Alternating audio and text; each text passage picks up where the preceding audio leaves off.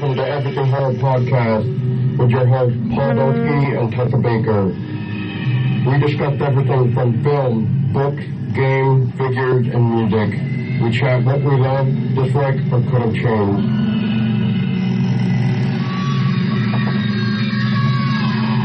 Welcome back, everybody.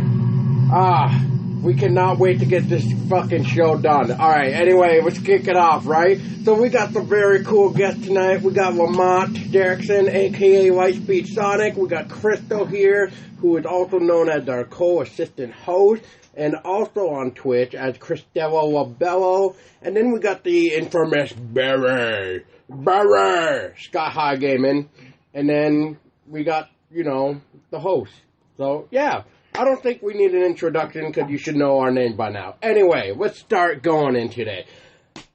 So, tonight's topic is, everybody get ready. Get ready for the drum roll. Get ready for the stupid ass drum roll because it's about to hit the fan. Okay. It is Outlast 2, ladies and gentlemen. Outlast 2 is the topic for tonight's very, very stupid episode. Anyway, hooray. Yeah, see, we all don't even care for it. We just want to get this done and over with. Yeah, we just want to get this episode over with.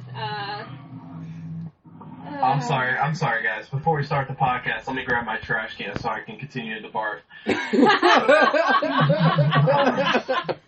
In that case, if anybody needs a stick drink, now would be the time to grab it.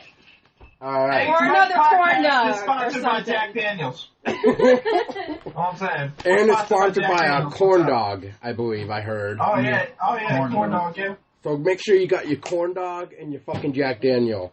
All right. So, quick question. I'm going to start this off because we're going to do things a little bit differently. We some of us wrote down some things to discuss for this episode. Anyway, we'll start off with this random-ass question. Who here enjoyed Outlast 2? That's what I thought. Ever. We need an insert cricket chirp right there. Yeah, guys. It's the best game ever. Yeah, buy it today. No, not really. 10 out of 10. 10 out of 10. Just kidding. It was not 10 out of 10.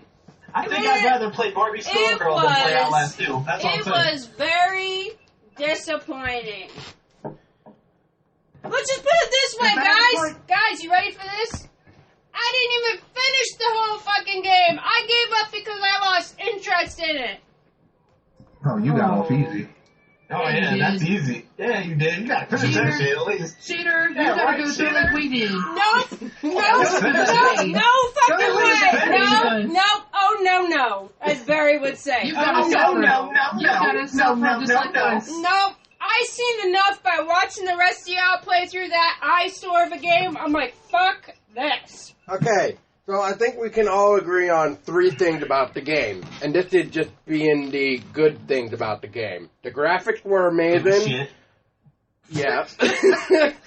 Sorry. I'm sorry. Are we saying good things? I'm sorry, Paul. Yeah, I'm sorry. Yeah, we're talking about go with the good highlights. The good graphics, the soundtrack, the eerie, nice little soundtrack, and then we got the, what was the last one? The school environment. The school. Now, if the whole game was done in the school environment, I think we can all agree that Outlast 2 would have been much phenomenal if better. It was in the school. Yeah. I mean, honestly, I think the game would have been good if it was either in just the school or the woods. I mean, honestly, both patterned together, I'm like, what's the purpose of this? I mean, yeah, like you said, choose one. Yeah. Well, I found the school just because, look at the first Outlast game. You were trapped in just the asylum. That was fucking perfect. Yeah. And that was it. That was awesome. That was it. So, yeah, anybody else have anything to go with, to add to the list, or say why, anything good about it before we start wailing on it? Okay. I got something. I got something. Okay. You said the good thing, honestly about the game, like I said, I think the characters, I mean, I think I kind of liked certain characters. They were kind of good. Like, I liked Blake's character. I liked how they did the priest or whatever the fuck his funky looking name was. What was his name? Tickles? No, not Mr. Tickles. He was by far one of my favorite. I think his name Nolf. I think the priest's name Yeah, Nolf or something like that. no. I think his character was done pretty well, honestly. But I mean, honestly, that's it for the characters. I mean, but the graphics were good, and I guess the soundtrack. But I haven't actually heard the soundtrack. But I mean, we're gonna go with the graphics and certain characters, and if I heard the soundtrack, maybe the soundtrack. And then, hang on, wait for it. Wait for it. Okay, that was me opening up my beer for me talking with this. So go get your Jack Daniel, your Corn Dog, and your Labatt Blue. Well, since we're getting alcohol, I'm gonna go get me an orange soda and some vodka. We're all drinking. Fuck it, I might as well drink too. I went to the liquor store. Yeah. And Tessa's got I some went to the wine in liquor the store. fridge. So Yeah, I think I'm gonna get that Yeah, in just a second. But I'm not gonna lie to you. I definitely bought. I went to the liquor store just for this occasion. I bought a whole thing of Jack. So we're gonna try to drink the whole bottle tonight and discuss how shitty Outlast 2 was. Woo! Yeah, I'm baby, gonna let's need the go. energy, so corn dogs and Gatorade for me. all right, That works. That works too. yeah. Get your vitamin C. Oh wait, that's fucking Sunny D. Yeah. Go get that shit. Oh, Seagram. All right. Anyway, But Oh, and by another the good thing way, about this game is that The it ended. podcast does not condone underage drinking. Okay, we're all adults on this Yeah, podcast. We all can drink. we're all adults. We're over the age of 21. I'm 16. No, I'm not. I'm joking. I'm 17. I'm not really 21, guys. I'm 17. Don't let What's your line? Don't give me Yeah, exactly. I'm 13. He says allegedly. 30 is the new 13. Anyway, let's go. Yeah, right. So let's go down the list here a little bit. So, Lamont, what would you say that you liked about the game? Other than the fact that it was finally over, maybe maybe just the whole creepy atmosphere of the school. Like, I'm pretty sure you all agree with that. Oh, I agree. Yeah, they should have just stuck to one environment. One environment, and it should have been the school. Just like in Outlast, you were stuck inside the asylum, and that was scary as fuck, because you were trapped. You couldn't Nowhere to get go. out. You didn't know where to go, you know, you had to run from freaking criminally insane maniacs. You know, it was Right. intense. Yep. I'd live there. Right. Okay. So, Chrystello, what would be anything else you want to throw in about something good about Outlast 2? Or do you think we kind of just mentioned it all? I think we pretty much covered it. The graphics were beautiful. I'm not gonna lie. They were beautiful graphics. The water, the scenery was beautiful.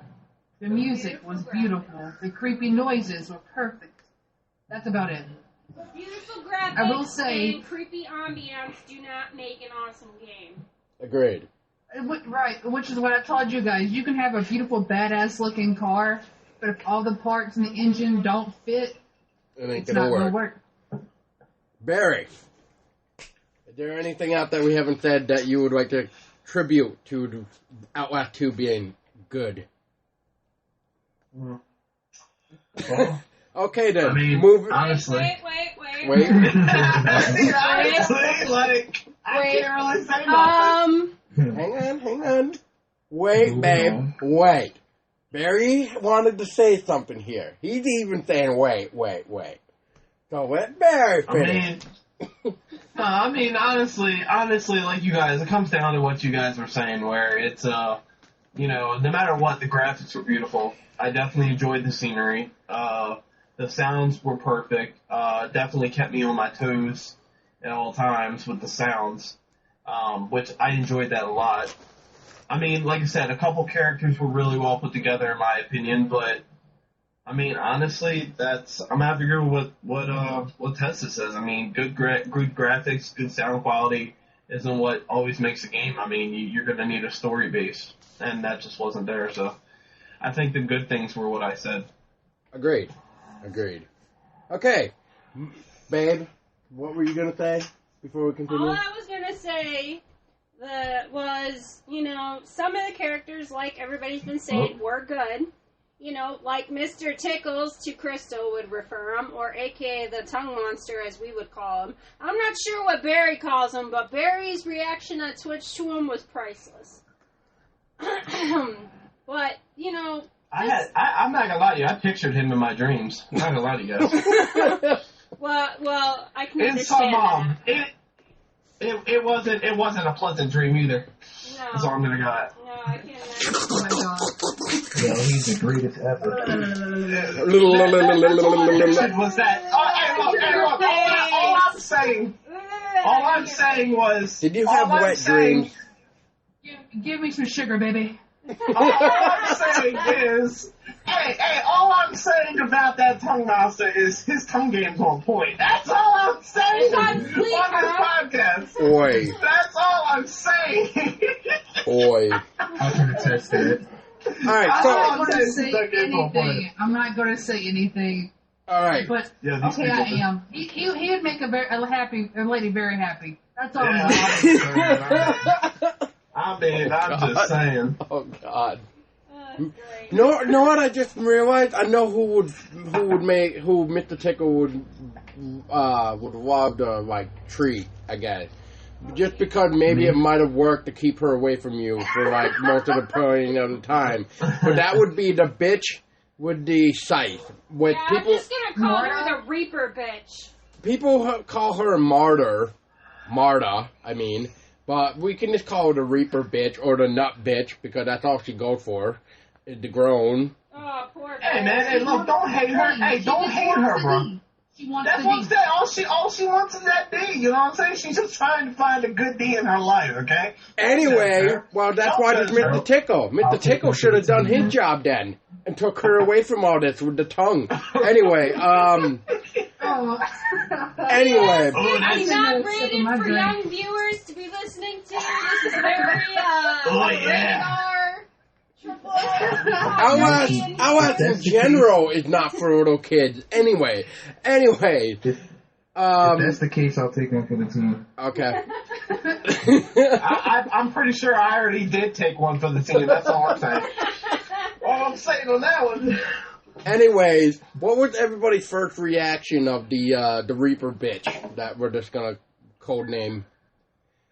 I thought she was annoying. On a party. I thought she looked like one of my ex-girlfriends. I think she was supposed. My thoughts on this are, I think she was supposed to be the Chris Walker equivalent, but it just wasn't. She was more clingy than There. Chris Walker, though. Yeah, That but I bitch- think that's what they were going for. That bitch was always there, no matter what. She was that clingy girlfriend you cannot get rid of. No, honest. She didn't want you to leave her for anyone else. Yeah. I mean, yeah. Go ahead, Crystal. I was just going to say, if I was one of the weirdos that shipped characters, I'd ship her and the Groom together. Her and Eddie Gluskin would be a perfect couple. Yeah, that's true. Yeah, because she was, like Crystal had said before, she's very good at making people into women. Yep. Oh, I know. And I know. Oh, trust me, I know. Yeah, Barry knows firsthand. Oh, yeah. Being a man playing that game was physically impossible for me. That's what I'm just trying to say. That's all I'm trying to say. All I'm trying to say is... It made me tingly. All I'm saying is... No, but honestly, I think her character... I think her character was... Honestly, in my opinion, I just didn't understand her character. I mean, I understand she was maybe like Tessa said, the Christopher Walken of, Outlast 2. But at the end of the day, it's just, I think Lamont said it, she was very clingy. It was, in my opinion, I just didn't understand her character. I mean, as much as I did Christopher Walken in the first Outlast. Her character was just really bizarre to me. Like she was just a placeholder or You might something. have to lay off the Jack Daniels. You're going to have to lay off the Jack Daniels. I think I would have Christopher rather... Walken is an actor. Chris Walker. Yeah. Hey, look, hold on. He's Christopher Walken to me right now, okay? So don't judge me, okay? Don't judge me. He's Christopher Walker. All I can do is picture it. Can you imagine Christopher Walken playing Chris Walker? That would have been completely fucking creepy. I would love it. I love it. I think I'd rather deal with Chris Walker 1,000 times over than Miss Reaper. I'm gonna take your nuts, bitch. We'll get to that. She was an interesting character, but she didn't have a part in the game. Like, she was just there to chase you. Yeah. Like, if she would have had a backstory, like, she was just an executioner for popping off. That's it. That was it. That's all she was. And that was her whole sword. Unnecessary chasing scenes. Well, we'll get to that in a minute, too. My friend gave her the best nickname ever. He gave her, her nickname for the game was the Boner Killer. That was just, you know, I thought that name fit pretty well. I mean, honestly, the Boner Killer, I mean... She definitely was a cock block. I mean, it's definitely blocking some shit, but I'm just saying. So, did everybody get a chance to say the Reaper bitch? Or the Boner Killer, or whatever? Yeah. Okay. So... Can we go with the Boner Killer? It sounds cooler. Alright, yeah, we'll go with the Boner Killer. Alright, fuck it. Anyway, next question, because the next two questions that I have, and then we'll go into somebody else's, but I kind of got the idea because it almost happened like one after another. So my next question is, did anybody here experience a problem with the environment? And what I mean by that is like getting stuck on a fucking small rock, like a fence or something. Fuck yes, dude. Fuck yes, I did. I'm not gonna lie to you. Dude, I'm not gonna lie to you. Crystal, I have to agree with you on that one. Dude, every fucking time I was running away, I felt like the damn barrels were getting in my goddamn way. I got trapped. I got killed a lot of times just because a barrel got in the way. I'm not gonna lie. I got killed because I couldn't get out of the fucking barrels. Like, they would glitch, and I would try to get out the barrels. Lamont was watching me. Wow. I could not get out of the barrel one time. And I just had to stand there and get killed because it would not let me out the fucking barrel. Wow. Yeah. The first time you meet the Boner Killer, when you have to run back, I actually got snagged on a small little fucking rock. I didn't die, though, but I almost was thinking I should die because I'm like, what the fuck am I fucking stuck on? Oh my god, this bitch is gonna kill me. What the fuck? And then I turned around and she's gone, and I'm like, what the hell just happened? Like I looked down in a small-ass little fucking, like, pebble, and I'm like, how am I getting snagged on this? How? But I think part of me got stuck on a lot of it. The cave when you were in the mines. I had a lot of problems with the mines too when I was in the mines. One of my worst. I hate that mines. I just hate it. That's probably the I didn't have problems with the mines that bad. It was before the mines I had problems. I had most of my problems with the game, like the actual game glitching out and fucking up for me. It was mostly in the mines because I was getting stuck. I was getting stuck on, like, little things, like, I got stuck in, like, on one of the parts in the mines, you had, like, those wooden barriers, that you saw. I got stuck on one of those. I mean, there were some other things that I got stuck on object-wise, but I definitely had a lot more problems in the mines than anything else. I had more problems trying to crawl through things. Like, when you have to, like, crawl, it's like you would not crawl through the fucking holes. I'm like, crawl, go through this. You can go through this. And he wouldn't. It's like he just would not crawl through it. It's like they were retarded. They didn't know what to do. Oh, boy. Yeah, he's like, I get on my knees for no one. All right, Lamont, what did you get stuck on? I haven't really heard anything from you yet. What did you get stuck on? You know when you have to, like, jump and climb certain ladders or whatever? It's like he won't latch onto it to climb and lift himself. Oh, God. Oh, yeah. Yeah, that was pretty crazy.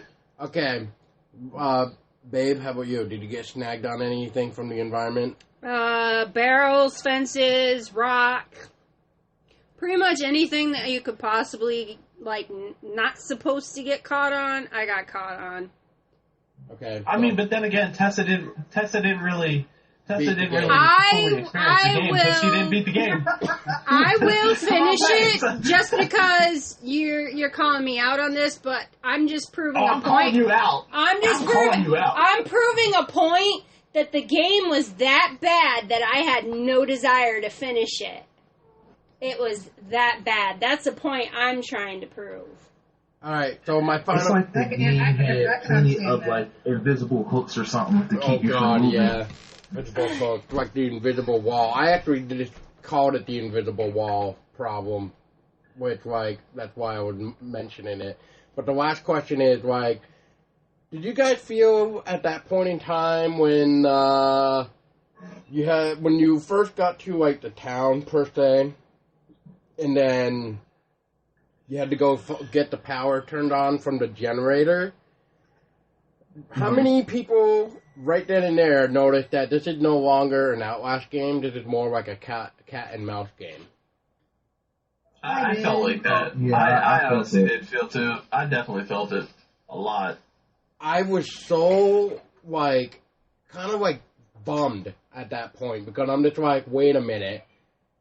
I'm like, this is nothing but a chasing game. Like, what the like, what is going on here? And then, like... All it was is you walking into the wrong part of a neighborhood.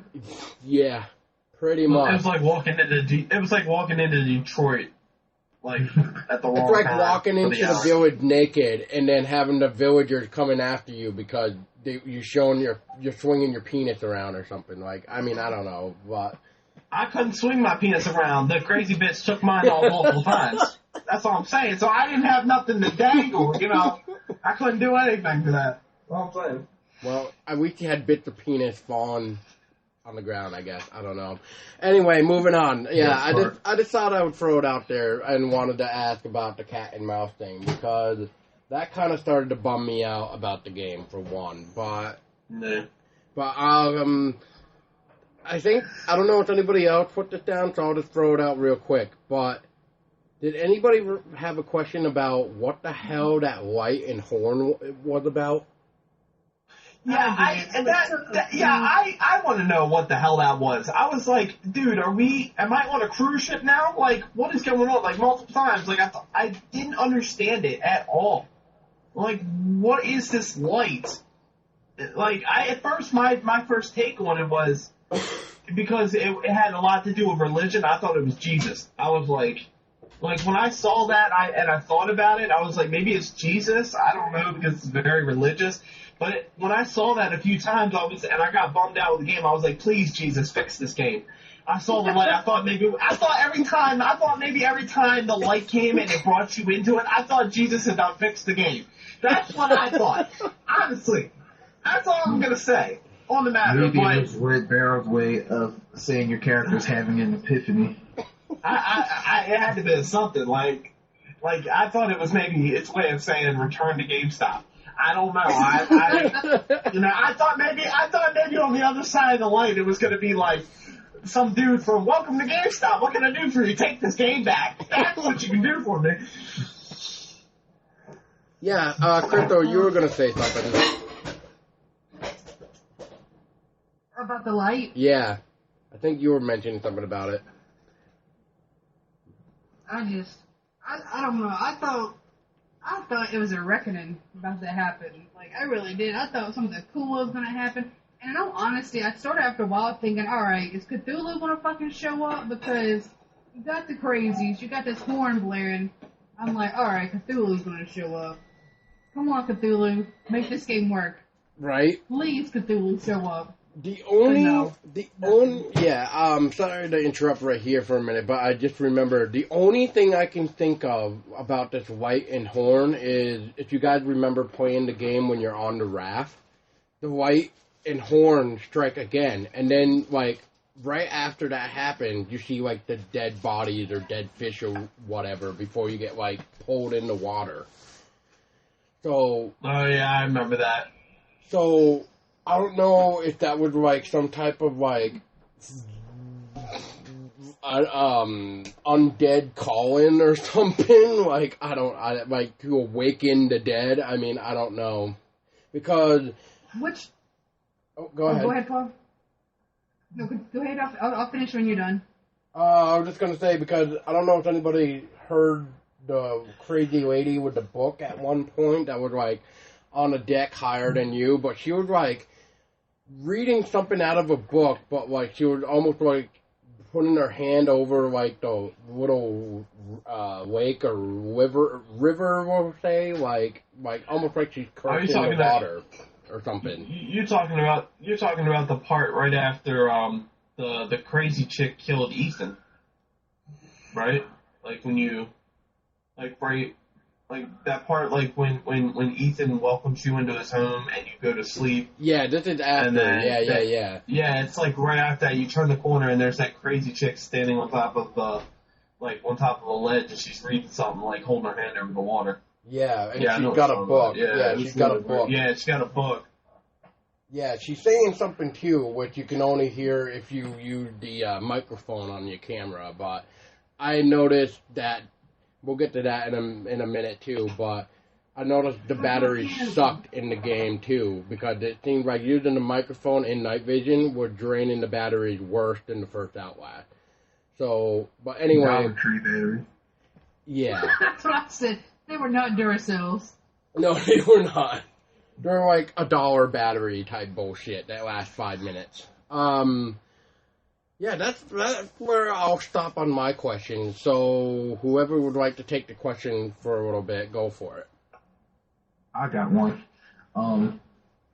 Anybody know what's up with Red Barrel's fascination with having characters lick you or whatever? Oh, I noticed that too. Oh yeah, you're talking about that. You talking about that part where that blonde chick kept on licking you? Yes. Yep. Yo, I was trying to figure that too.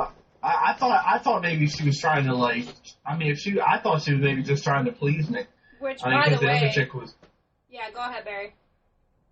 I mean, honestly, I didn't really understand that. I didn't understand the whole licking thing. Like, I didn't know if it was like I didn't understand if it was like tradition to like lick your enemies or what the fuck it was, but it really creeped me out. I was like, okay, this doesn't, like when I saw that for the first time, I was like, okay, this is something that like you didn't see in the first Outlast. You know what I mean? I knew the characters in the first Outlast were kind of like creepy, but they weren't so creepy enough to where they were going to come up and lick you. I mean, I thought she was part cat, honestly. Like trying to lick me. The Whistleblower DLC, the beginning of that, when they had you strapped in the chair, one of the guards that put you there, when you were looking at the monitor, he kind of licked you for a quick second. Yeah, I saw that. I remember that. And it's like a whole tongue monster on Outlast too, so it's like somebody there has a tongue fetish. They're kinky. Yeah. I don't know what the hell is up with the whole looking thing, and I did notice that as well. But let's continue with questions. Lamont, Chrystello, Barry, you got anything? I think I have a question. I want to get your guys' honest opinion on this. So that part where you met the big dude with the little dude on his shoulders, what is your guys' thoughts on the whole crucifixion with the whole nailing you to the cross thing? Like, that was like, when I saw that, I was like, I mean, I can understand, like I understand the game was very religious, but that part really, like, they took religion to a whole new level with the whole repeating the whole crucifixion thing. You know what I mean? Nailing you to the cross. Well, yeah, because he saw you as their new God. So I wanted to know what your guys' thoughts what your guys' thoughts were on that process. Because in my opinion, I thought besides the whole, you know, how the game was shitty, I actually kind of did enjoy that part because it kind of reminded me was like, well, you got your wife who's pregnant with the Antichrist, and then all of a sudden, like, or whatever it was, exactly, and then now all of a sudden they're all worshiping like their God. Like, I I remember, and I kind of knew it was like every time it happened because that crazy chick, and a lot of the other characters were saying, God always loves you, or like some shit, they were always saying, God loves you, and it's like, and then all of a sudden, like, the whole crucifixion scene, I was like, okay, this is completely blowing my mind. I didn't fully understand it, but it was really, in my opinion, it was really good at how they actually did it. You know what I mean? How they had like this whole ritual, and it was just they had like, because you had like all the people, like all these weird people that were viewing you getting nailed to the cross, and I felt like, honestly, I'm very religious. My family is very religious, so it was like I felt like I was watching the Passion of the Christ all over again. I don't know, it's just weird. I'm going to hold my thoughts for the very end because it would work perfect if I waited till the very end to say this. Oh, that's fine. But I will let Lamont and Chrystello answer that, and Tessa. I think maybe as far as that, depending on who's actually played this game, like other gamers, it probably set off a lot of people with all this, religious stuff, and then the whole crucifixion and whatnot. But other than that, yeah, I agree with Bear. I think that was like interesting and whatnot to the game. I mean, it added something different that you don't usually see in most games. Agreed. That's just one of my opinions, though. No, I can agree with that.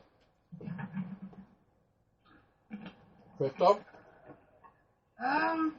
At that part, oh boy, I like it. Oh boy. I was raised in a really strict Catholic family, like super strict Catholic family. So watching that, like, I had people laughing because they even made the sign of the cross on camera. I was like, oh Lord Jesus, here we go. You know, I was like, they're really crucifying, which I already expected it because me and Paul, he kind of threw hints before I played that part, and I figured it out.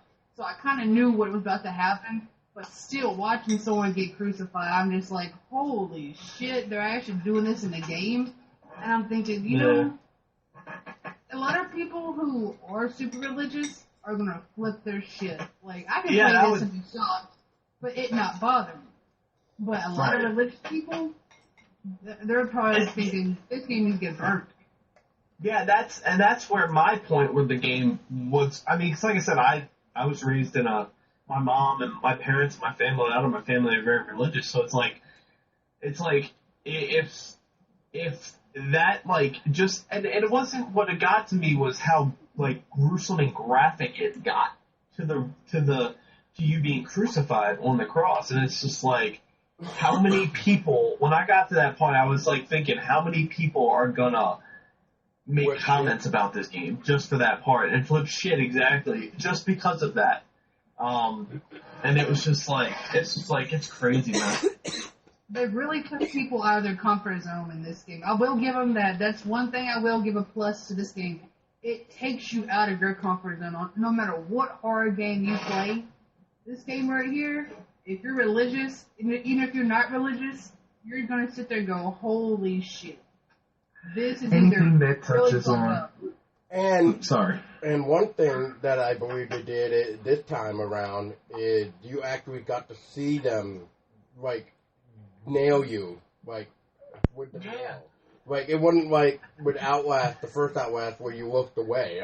You actually watched them nail you. Yeah, and what got me, though, was the part when, like, the guy was talking, and, like, he nails the first one in, and it's like crazy. He's having this full-on conversation with you, and then he's getting serious about what he's talking about, and then all of a sudden, like, if you remember hearing it, he's like, okay, put the other nail in. Like, what?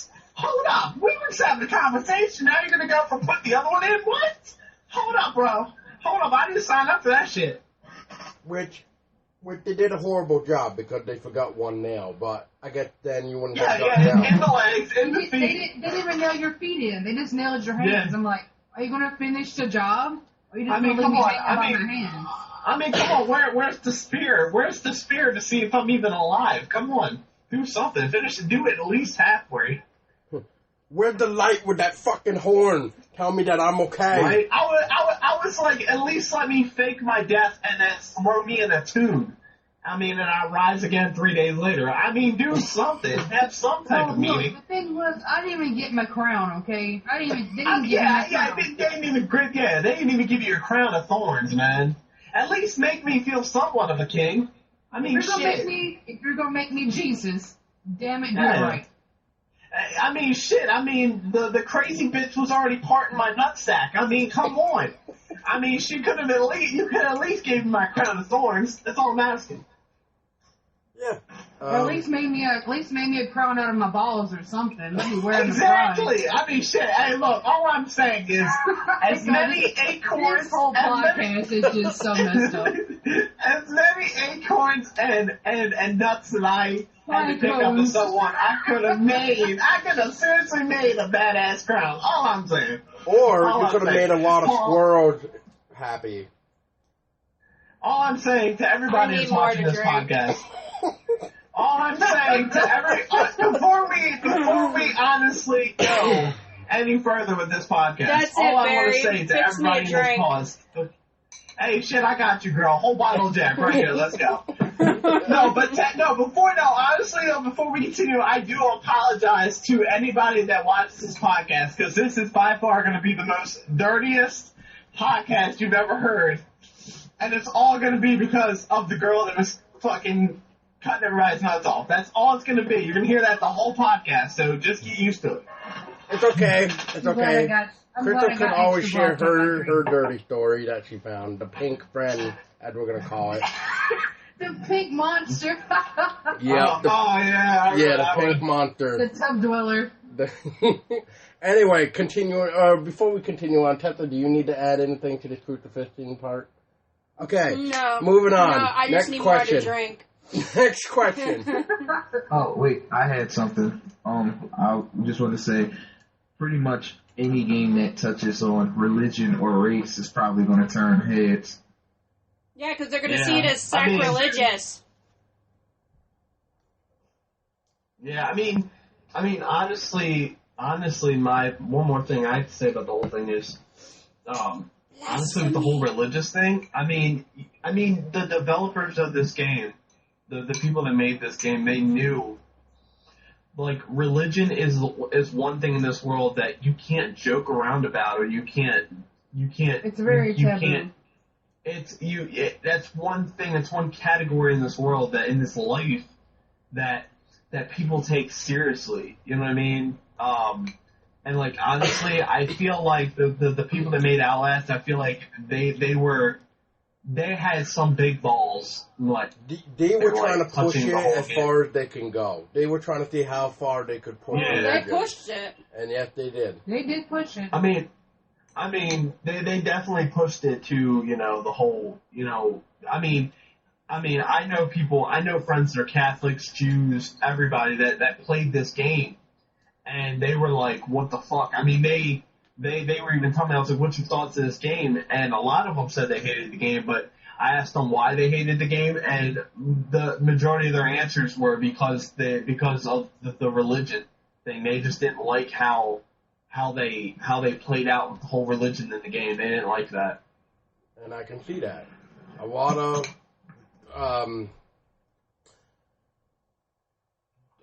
what's the word I'm looking for? We'll just say diehard Catholics because I can't really think of a better term. But you just hear them in the back of the crowd, blasphemy. Yeah, exactly. Like, they're going to be the one that will always say something about the game, like, oh, you pushed religion too far, like, blah, blah, blah, blah, blah. And I mean, I usually try to stay out of it, but in this case, you can't really stay out of it because they pushed it to the point where people will be discussing about how far they did push it and how they pissed off a lot of people who are, like, the diehard Catholic people. The Religious. The ones that are really, really religious, yeah. So, but yeah, that's my thought. Which, in all honesty, they do kind of play on the Catholic religion in both of the games. Like, for some reason, Christianity, like Catholics in general, I'm like, come on, man. Really? Another Catholic priest? But, I mean, I'm Catholic, and I'm just like, hey, you know, it is what it is. I can take the punches.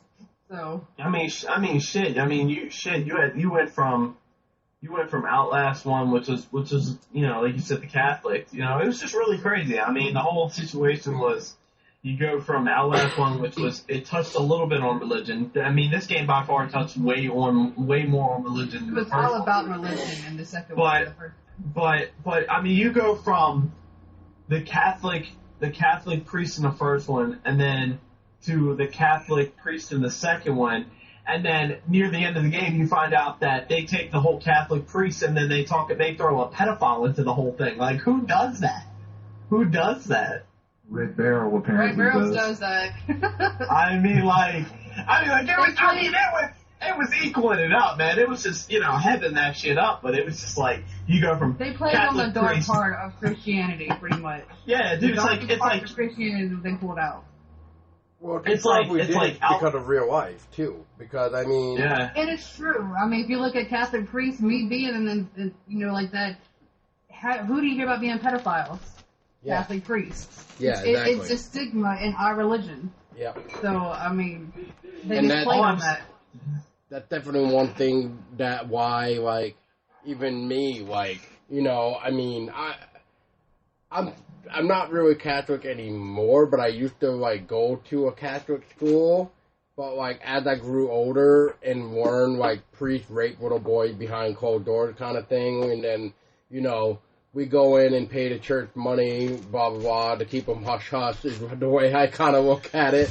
But because you're trying to help support the church, but, like, do with me as you please, by the way. This is just my thoughts. But, you know, like, that's kind of one thing that made me go, what God would allow this?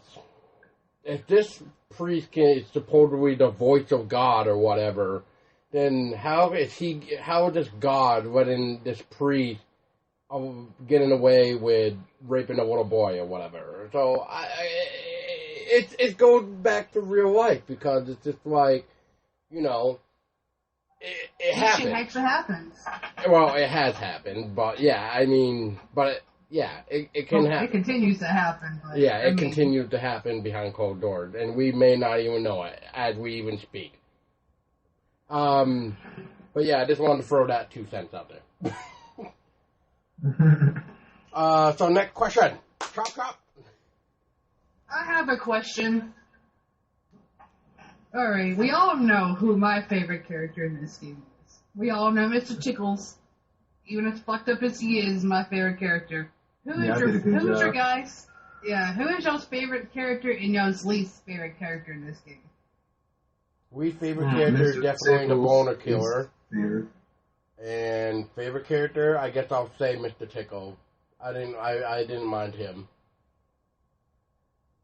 Yeah, I honestly, as much as Mr. Tickles scared the fuck out of me, I would definitely say Mr. Tickles is probably my favorite character. He definitely, and I think the reason why he's more my favorite character was because, at least with him, you know, every encounter with him was at least somewhat decent. You know what I mean? Like every time I found him or he found me, it was, you know, it wasn't like the whole situation was every time the boner killer saw me, I already knew what was going to happen. So honestly, Mr. Tickles is probably my favorite, and we already know who my least favorite is, and that's the boner killer, because I couldn't even keep a boner with her. That's all I'm saying. I mean, it was just really possible. My least favorite character was the transgender lady guy. They were my least favorite character. Like, I didn't like the boner killer, but she or he, whatever they identified as, whatever was it my least was. favorite character. Yeah, whatever they identified as, I did not. That was my least favorite character. I just didn't like their character at all. Yeah, I didn't care for her either, but I didn't really know what that was yet. Anyway, you can't speak. Anyway,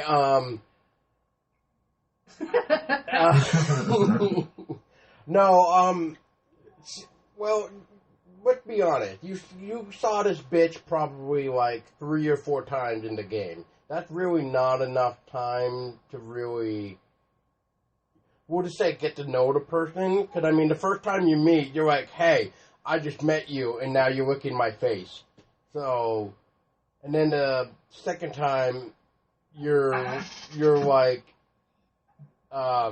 being held by, like, the tree people, as I'm gonna call, that like to show off their dinglings, and then she's like covered in the mud the second time, and then the third time, I believe, or maybe even third and fourth time, she's in the mine trying to hunt you down.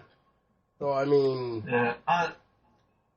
Honestly, this is gonna sound kind of weird, but every time I saw her, like, and she kept on licking me, the only thing I could think was Carly Rae Jepsen call me maybe, like, I don't want to call you. I don't want to call you after this. Can you just stop licking my face? Like, this is really creepy right now.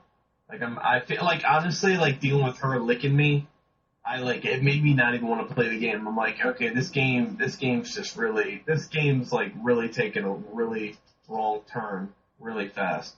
But I can definitely understand. But she only had I think you said, Paul, she only had like 3 sights in the game, right?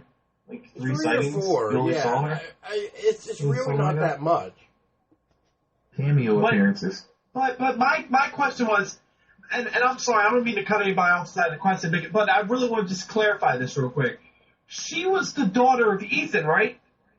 Was she Ethan's daughter? Because the reason why the only reason why I say that was because Val. That was Val is the she lady or she man, the transgender. That's Val. The one that licks you is Val. Yeah. Mary Jane or whatever is Ethan's daughter. Right. She left. She's gone. So Val's a whole different character. That was Papa Knopf's right hand person. Yeah. Okay, no. The only reason why I say that was because that confused me at first because he said because when Ethan asked about his daughter, he described her as being a blonde-haired girl, and the only blonde-haired girl that I saw at that time was the girl that just licked me. So that's why I just wanted to clarify if that was her, and maybe she just changed her name. So that's all that. I mean, so if it wasn't her, it wasn't her. I just wanted to clarify that because I think Val was actually a male at first. Mal became Val, not Mal. Val was a dude that I think was turned into a female. Right. But he That's was what I was getting at. So that wasn't his daughter. Well, maybe Val would have been perfect for Eddie Gluskin then. Right. Yeah.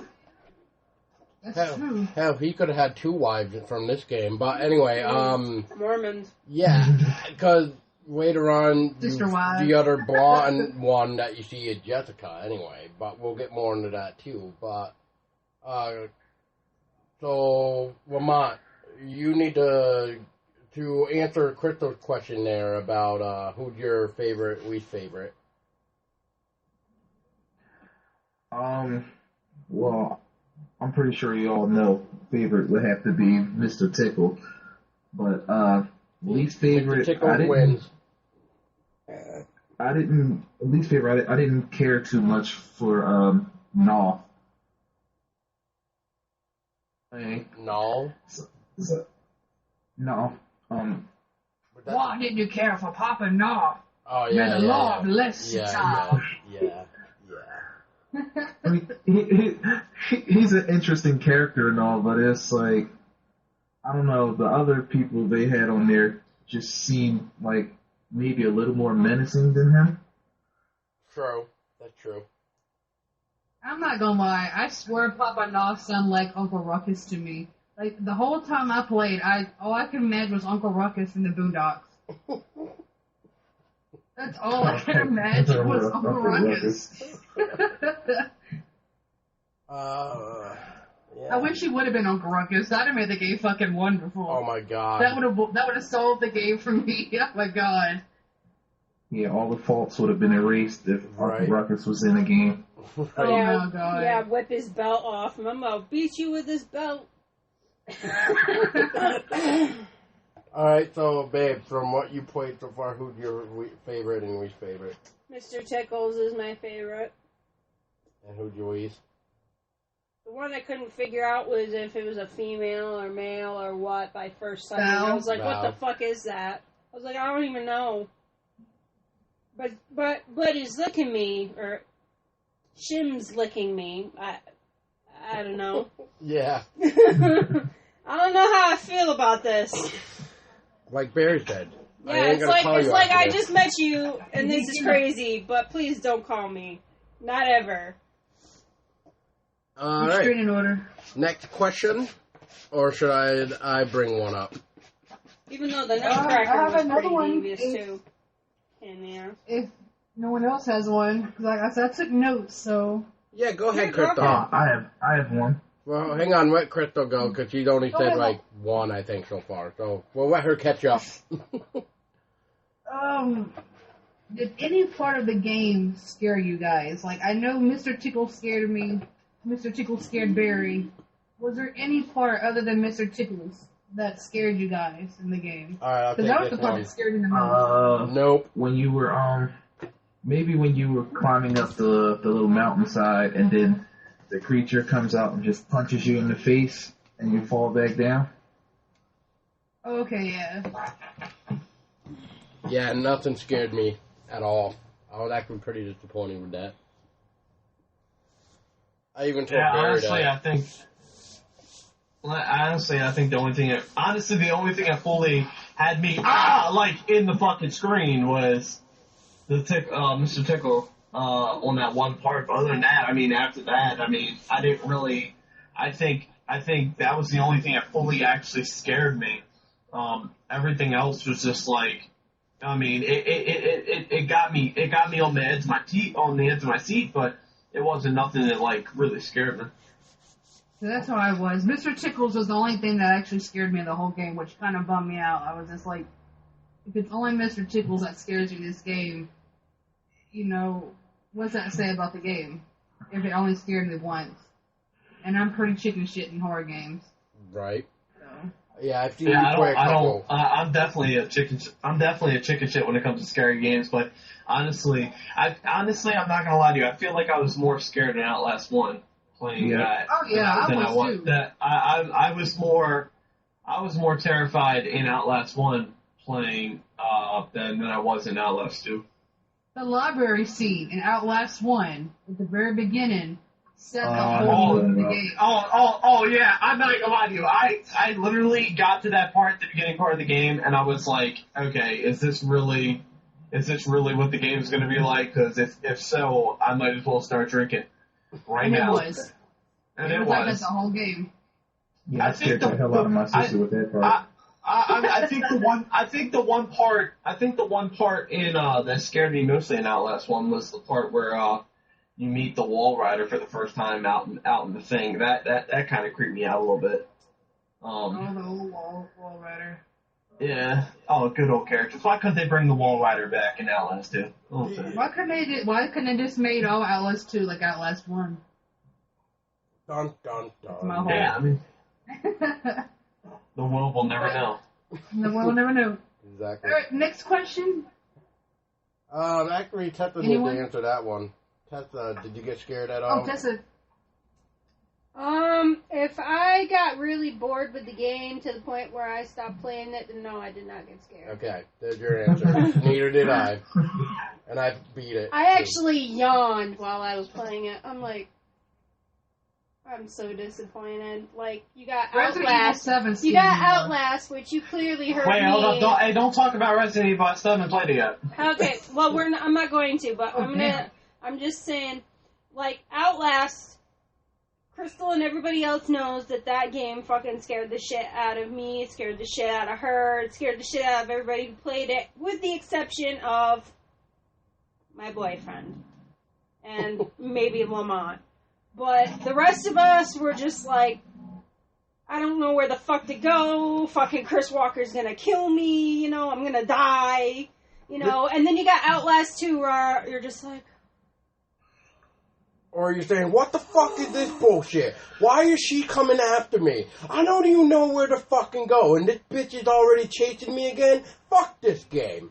Fuck this game. Dude, that part pissed me off so bad.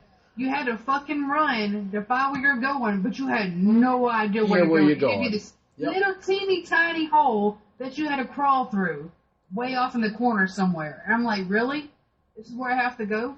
Or how about... hang on. I was going to say, how about the part where you're in the town again, and then this time you got the whole town coming after you, so you're crawling underneath the building, and then when you come up, and supposedly you're supposed to run across the street into the other house. Well, how many people, like me, and I'm raising my hand, raise your hand if you snuck out from underneath that building, and instead of going to the building where you were supposed to go, through the door that ended up collapsing, you ended up running around the fucking village. Like, where the fuck am I going? What the fuck? What the fuck? Both hands. I did that. I've seen Crystal do that like 5 times on that stream. I'm not gonna lie to you, I did. I did not. I just ran around in giant circles, and the worst part is when you start running around in circles, I don't know, maybe you guys can agree with me, but when I start running around in circles, I don't know where to fucking go, because you have that intensity in the game. It started pissing me off. You start to panic, but it was pissing me off. I literally was screaming at the TV, like, where the fuck am I supposed to go? It's ridiculous. What the fuck, man? I'm sitting there getting pissier than a motherfucker. And it just found out, and I think that was the part, Paul, that you helped me. You were like, you're supposed to go, or Tessa did. She's like, you're supposed to go into the barn door. I'm like, really? Yeah. Oh, yeah, that was Tessa. Yeah, that was really. Really? I running around in circles for a good 20 minutes, and you're telling me I have to go underneath the barn door that whole fucking time? Really? Yep. Really? I wasn't in the room until I saw you having trouble. In my and I'm just like... There's one part in the mine, well, it's not even the mine shaft. It's like you're going through, like, the rafters, and you have, like, all the little tree people, like, in that barn area with you. Chasing you in the dark, and you're jumping over the fucking stables trying to find where to go. And I kept dying. I felt like told everyone, look, go take a shower, get something to eat, because I'm going to be here a while. And then you had to crawl through that hole. And then it acts like you didn't want to crawl through it. I'm like, go, scoot under this. This is where you need to go. So, after that part, I actually thought I had a breathing moment, especially when that structure fell down to block, like, the doorway and stuff, and then you see the tree people trying to reach out and grab you. That's when I noticed there's one coming through the fucking window. And I'm like, really? And then what happened? I remember that. And then what happened? I turn around, and oh, look, I gotta move an obstacle thing out of the fucking way of the door. And did I die? Yeah, I did, because I thought I had a breathing moment. Clearly not. Which, at least Outlast, and I bet you guys can all agree with me, at least with Outlast, you had moments to breathe after a chase scene or something. But this was like, oh, we ain't gonna let you fucking breathe this time. You're gonna run, Brian. You're gonna run for your life. They proved that when you were in the village and you walked through the house. Running, more it was running, a running simulator. More running. That's all it was a running simulator. Some more running. Yeah, that shit pissed me off a lot playing that. Because that right there pissed me off playing Outlast 2 mostly was because, like, I felt like I was mostly running throughout that whole game. Every time I calmed down, and like not physically calm down, but every time you calm down from running away from things, it was just you got a 30-second break and you're running again. I'm like, does this shit ever end? Like, and please don't get me started on that hiding stuff. Oh my god, you could not hide in that fucking game. Hiding did not work in Outlast 2. Why the fuck would you even put that in there? Because no matter what you did, when you hid, they always fucking found you every time. Yep. And correct me if I'm wrong. Correct me if I'm wrong, but isn't this game supposed to be a run and hide game, not just fucking running? I mean, yeah. It's an exercise simulator. Hold on. And this is where it comes down to. Don't you always, whenever you play Outlast 1 or Outlast at all, doesn't it always say You have no weapons. Your goal is to either run, hide, or die. Run, hide, or die. So what am I supposed to do? In this game, there was no hiding thing at all. It was just either run or die. That's all it was. The disclaimer was in fine print. In Outlast 2, you either run or you take one for the team. Yeah, you take one for the team, you die. There's no hiding. There's no hiding at all. I don't know if we're still. I have a question, Paul. I mean, it's just something small. I mean, unless you guys else have something to say. I was gonna say, to add on to the whole running thing and not being able to hide. Like, it was proven when you get into one of the houses in the village, and then one of the villagers just happen to see you and say, "He's in the house," and I'm like, "How the fuck do you see me?" Yeah. Yep, I said the same thing. And then, second time around, because I didn't realize when you went up the path for the generator, which I'm assuming that's the part you're talking about, Lamont, I didn't expect that other guy either. So I died there. And I'm like, okay. Where was this guy, and how did he even know I was in the house? And then I found out where he came from. He was actually on the side of the house.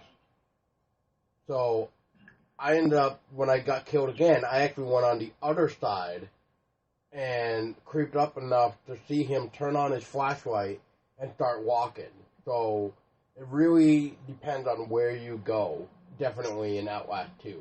But as far as hiding goes, I agree with Chrystello, because there's some times where I'm hiding, and then sometimes I got lucky where they didn't find me, but then there's times where it's just like, dude, I'm in the tall grass, I'm not even moving, and you found me? Like, what the fuck?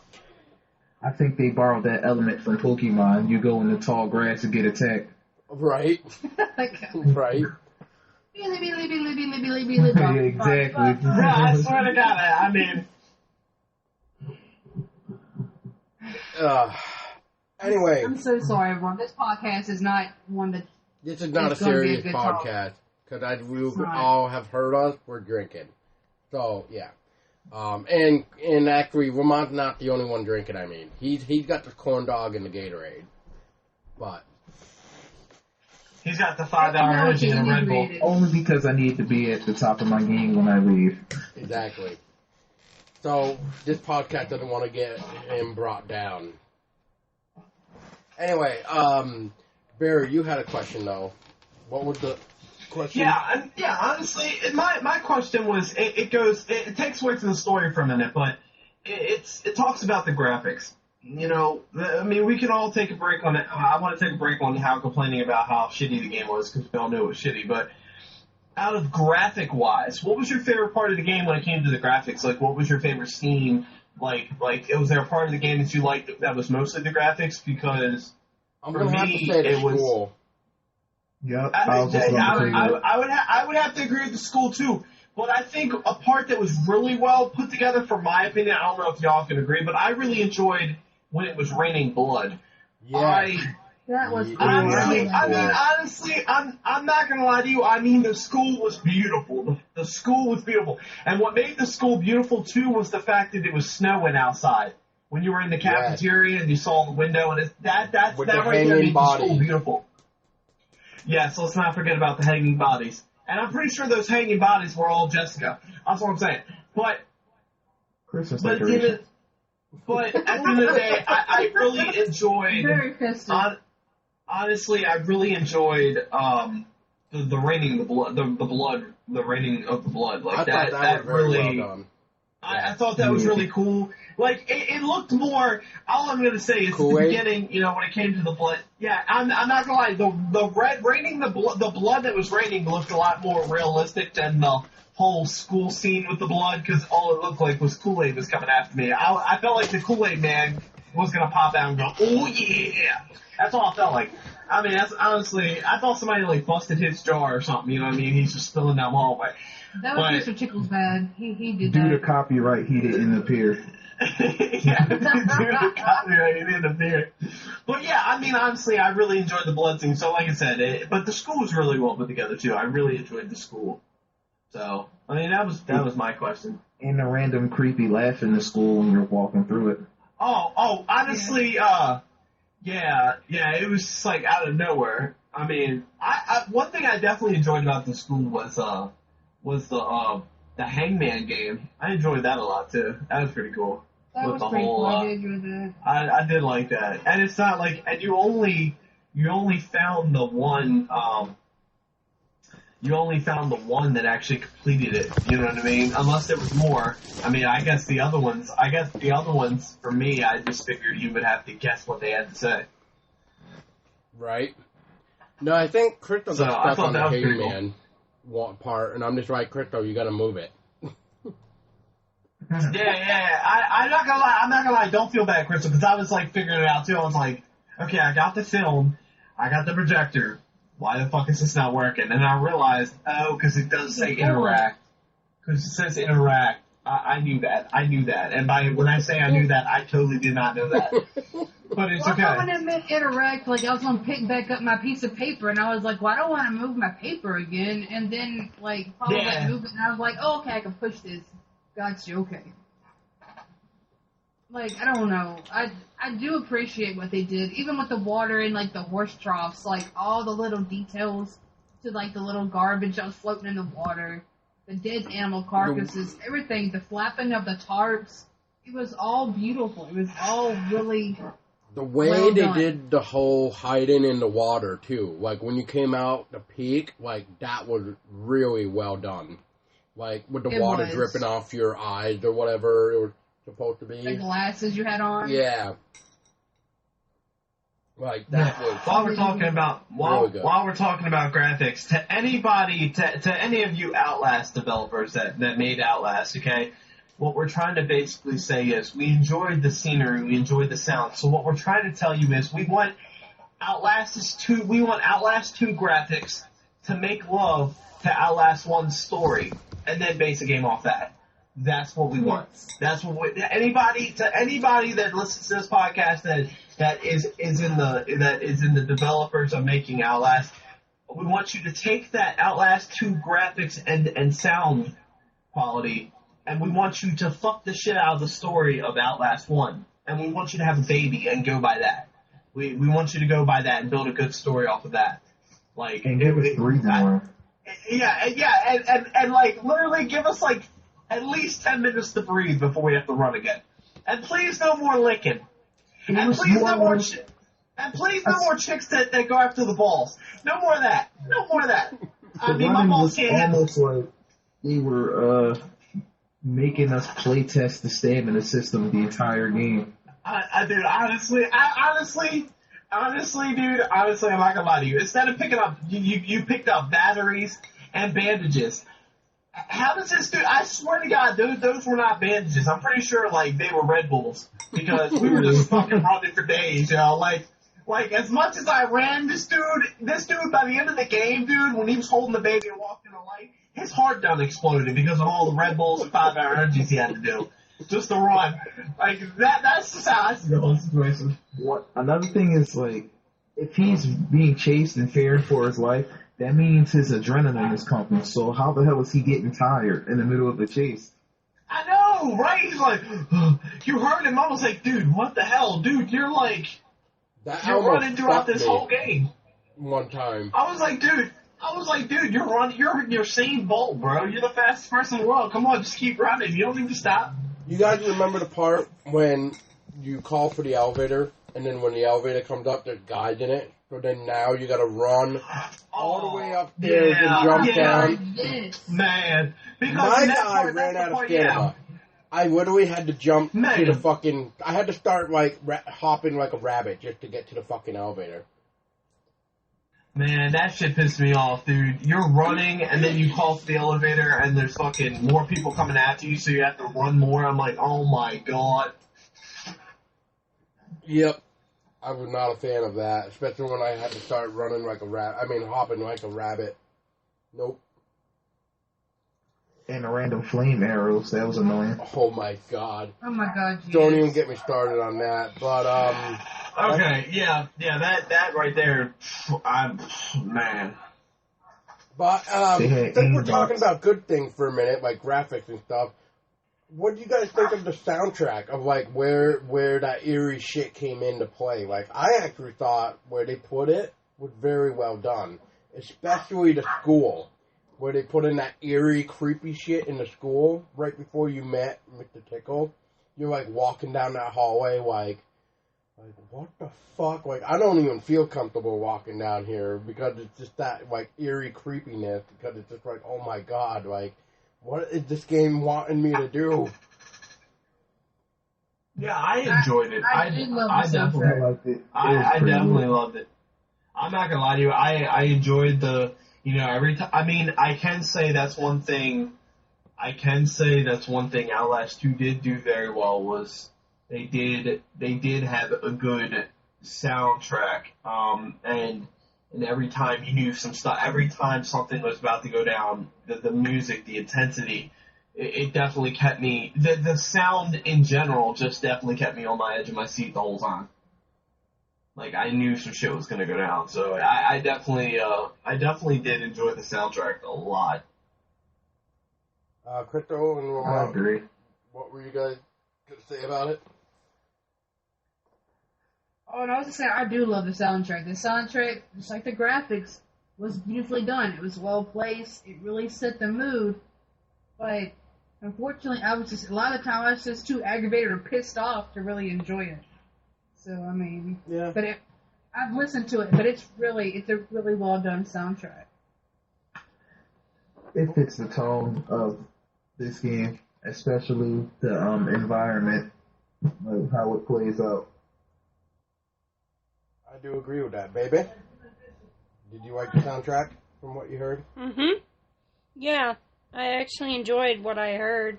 Was there any favorite part like that you remember listening to where you're just like, wow, this actually fit the environment really well? The school.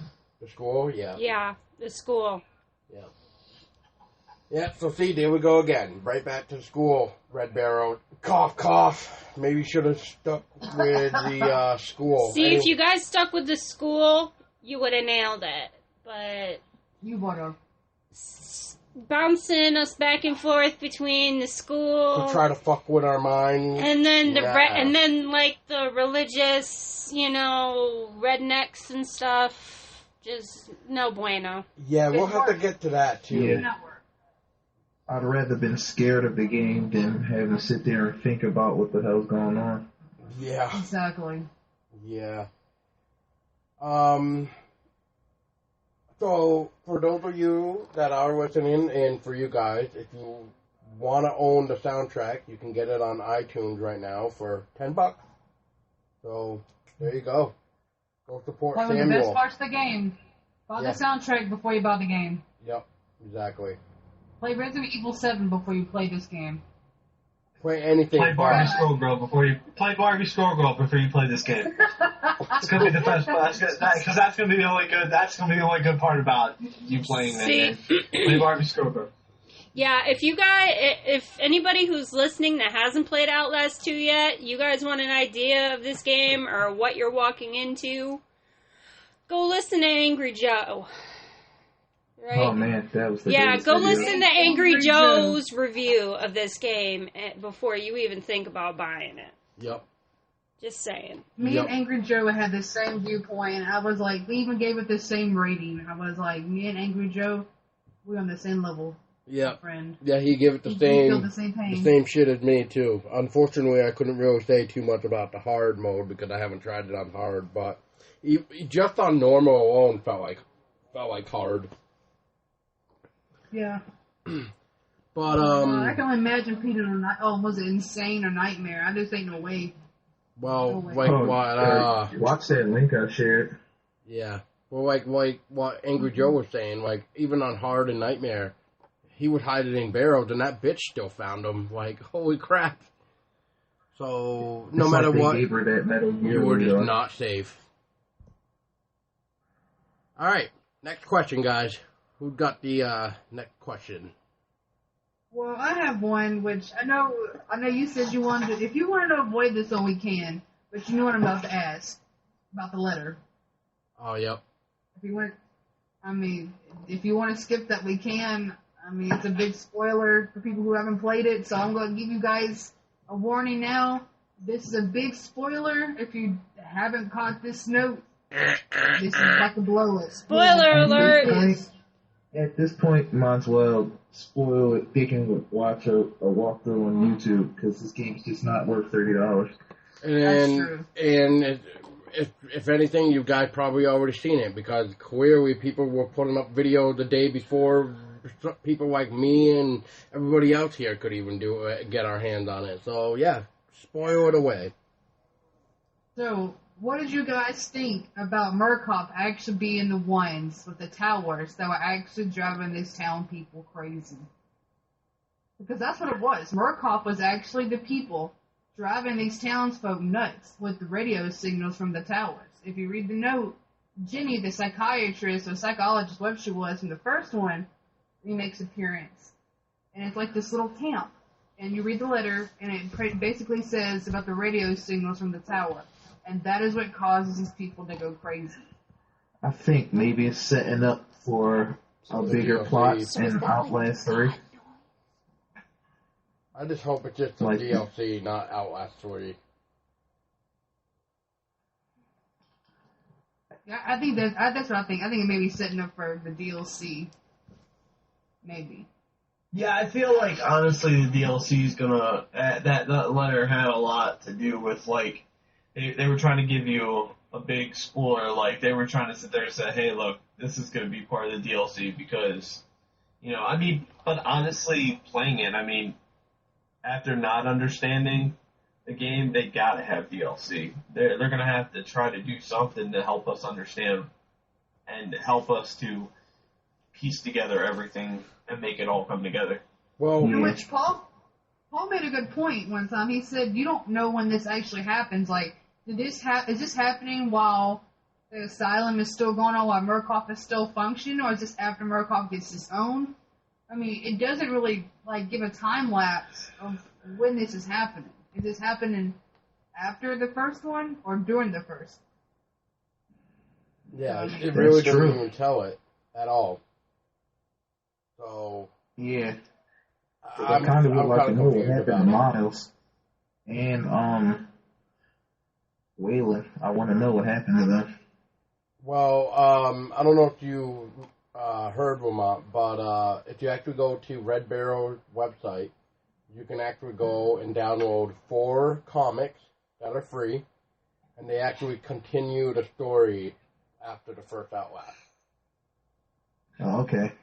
I don't know if you knew that. Oh, and if you guys want to know what this letter is, when you go to the lake, the big lake with the horn, the dead fish, the lake says it's not getting into this water. Swim to the left and go all the way around to the left. You'll see like a dead body and a sleeping bag thing. And that's where you find your letter. If you want to know where it is to read this letter yourself. Just spoilers. There you go. That's where the letter is. All right. I want to make that clear. That's pretty awesome spoiler right there. But, okay. So, I got a question real quick. Let's go back to, I think it was Lamont that was mentioning something about the fucking flaming arrows. Actually, that's one of my questions. I loved how that fucking asshole, those 2 assholes, had the perfect aiming with that flaming arrow. Oh my god. You, they had aimbots. I would love to see somebody in real life, as I'm trying to run, hit me every single time. Square in the back. And then kill you. Yeah.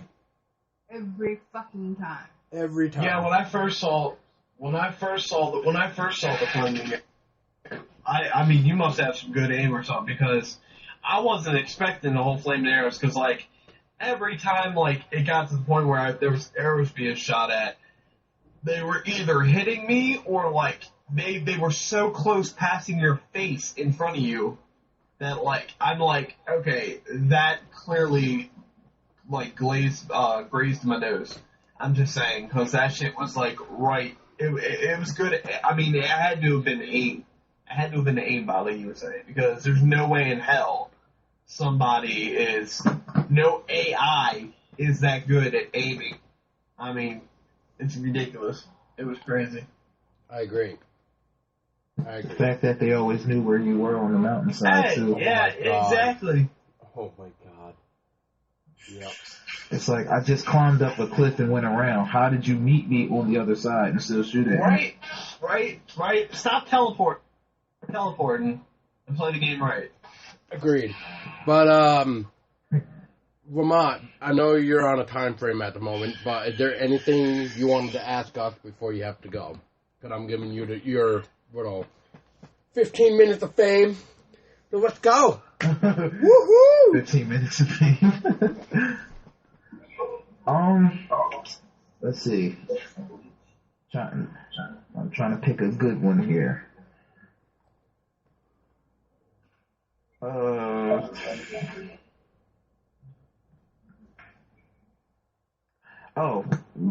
are your thoughts on the whole, how are your feelings on them actually putting a child being, hung inside of a game like that and actually, showing the body dangling in the hallways? Oh, boy. Oh, yeah. Are you talking about the school? Yeah. That didn't bother me, but I could definitely see it bothering other people. I didn't know exactly what to think of it, but it definitely was different. It definitely was, something to make me think about. I got an idea. Let's ask Chrystello and Tessa their thoughts on this.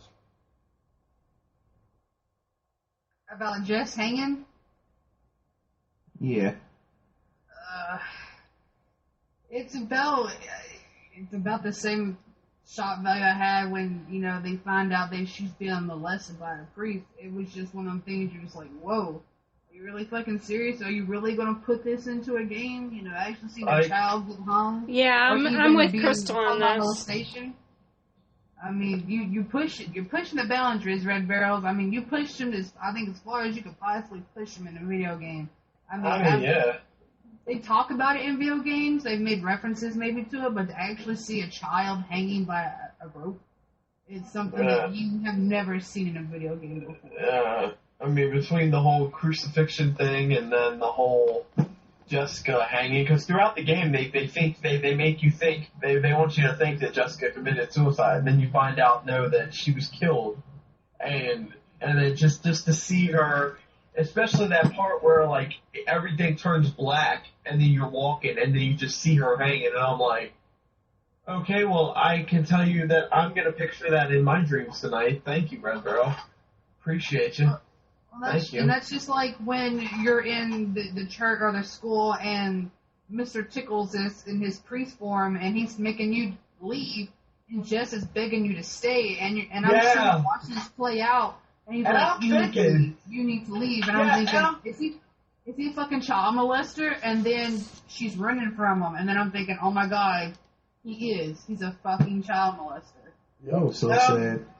I know, dude. I was like the whole time you get to that part, it's like, with Jessica, and you knew, and it was intense too, because the whole time the priest is sitting there trying to ask you questions. Oh, so what's going on? What's going on? Do you guys got something going on here? Like, no, why? What's going on? And it's like the whole time she's like, please don't leave me, don't leave me, don't leave me. And I'm like, that moment when he pushes you out the door, I'm like, I'm trying not to leave you, Jessica. Don't hate me, Jessica.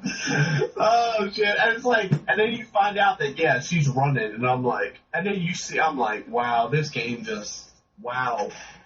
Which, I will say it, I called it. I figured we were going to have something to do with raping in this game because that's what they wanted to try to do in the first game, but they took it out with Chris Walker. And I'm going to say it again.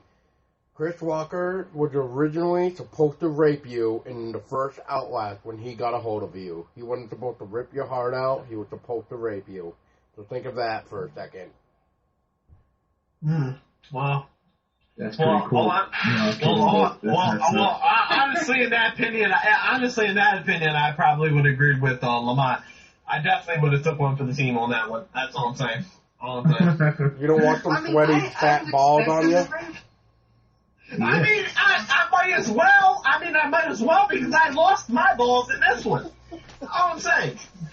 I mean, I expected the rape in the game, but I thought, like, Blake was going to get raped. I didn't think they were going to talk about child rape in the game. That was what really threw me for a loop. I was like, alright, Blake's going to get raped by the shoe man lady, the transgender person. And that's what I thought. Or his wife was going to get raped, but put it into you raping a child. Yeah, really, they definitely. And then the priest trying to shoo you away like you cock blocking or something. Like, yo, look. Whatever you want to do in your free time, I'm just saying. I mean, there's a crazy girl running around in the woods with a fucking axe. She's probably hasn't had good dick for like 20 years. So if you want to rape something, by all means do that one. Like, with Jessica. Jessica, come on. She hasn't even started having her period yet. You're gonna pop her cherry before she can experience the true life. Come on. You know what I mean? It's crazy. All right, Lamont, do you have one more question real quick before you gotta go? Do you have any more questions that you want to throw out real quick? No, actually I don't. But I will say that the part where you're on the raft in the water and you see the flaming bodies dropping over the cliff's edge was pretty cool. That was pretty cool. I like that part. Yeah, that was. I wanna talk about how confusing Lynn was for a minute. So okay, so what blew my mind throughout the whole game was, okay, so at the beginning part of the game, you crash, and then Lynn disappears, and your goal is to find Lynn, and then you find Lynn in, she's coming out the window of the church where everybody is, and then all of a sudden, once the crazy transgender person kidnaps her, does whatever the hell she would, you don't see her throughout the whole game until the end of the game, and how the fuck did she get pregnant from the beginning of the game to then? Super pregnant. I'm like, hold up, okay, I know you were not fat when the game started. It's a supernatural pregnancy. Face hugger got it. Plan B doesn't work as advertised. And then to tell me at the end of the game she's got a full baby, I'm like, face hugger. What the fuck did they do? Oh my gosh. The morning after pill didn't work apparently. Yeah, I'm like, damn. It makes me think, and I'm sorry, I don't mean to cut you guys off, but it makes me think, how long was this actual reality, though?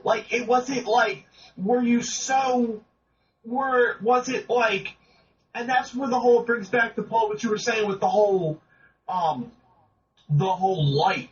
The whole light, every time you saw the light, was the light pushing you forward in the future to lead up to that? So was the whole process where was Lynn really gone for 9 months in the woods and you were so trapped in your own memories and all this stuff that you went through a whole 9-month cycle to lead up to this or what? Because it really confused me. It didn't make any sense to me how she wasn't pregnant at the beginning of the game, and then at the end she's ready to fucking go into labor. Which she did go into labor. And you guys might need to repeat that, Barry, because TV decided to go black for a minute. Well, I do have to get ready to go out, though. Oh, yep. Yeah, it is. It is that time. But, Lamont, great to have you here. Unfortunately, yeah, it was great to have you, Lamont. You ain't going to hear what I got to say for the end, but that's okay. I'll fill you in later. Actually, yeah, you could. I was going to say fill me in on that. But, yeah, it definitely, what I have to say, I'm trying to figure out if you guys caught on to it as well, but, like I said, I'm saving it for the very finale thing, but, yeah, thank you, Lamont. Of course. Goodbye, Lamont. Yeah, Lamont, appreciate you being here, man. It was fun. Yeah, I'll message you all. Definitely. Take care. Have fun. All right, bud. And don't do any drugs. All right. Eat another corn dog for me. Want food, because I'm hungry. Just do me a favor, stop. I haven't eaten all damn day. Oh boy. All right.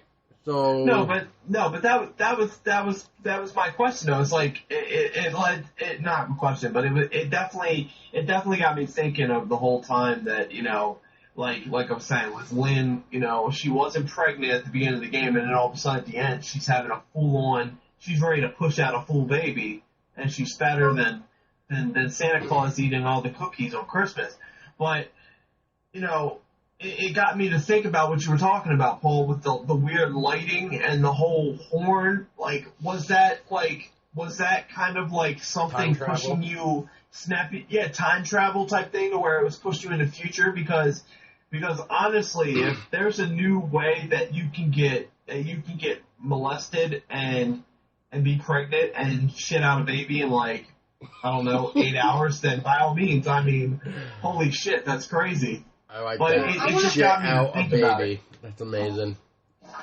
Push out a baby, shit out a baby.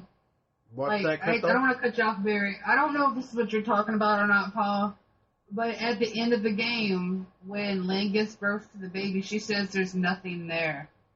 I don't know if you guys caught on to that. I did. I caught on to that, but I didn't understand that. Yeah. So. Yeah. That completely threw me for a loop, too, because I was confused with that even more. So is there actually a baby? Or is there not a baby? It all... Spoiler alert, you literally do see a birth going on, which... To all you weird freaks out there, no, you don't see a pussy. You don't see a pussy, guys. Just let y'all know. But you do hear You do the see a moans baby and groans, born. and then you got the baby in your hand, or if it even is a baby, or if you're just holding air. I mean, I don't really know compared to what Crypto just said. There's nothing there, so what the fuck? So, I mean, I watched videos about, I had to understand the game, I had to watch other people's theories on the game. And I don't want to spoil it because I don't want to say anything that if it relates to what you have to say, Paul. But a lot of stuff, because some people said they had to play the game 10 times. They collect all the notes and they actually sit there and study the game. And the whole lights and the horn, I think they figured out what it was, what happened to you. But I don't want to spoil it. Oh, yeah, I would definitely want to hear Paul's thoughts on it. But honestly, my take on the situation was, at first, at the end, after the baby was born, you notice how Lynn dies.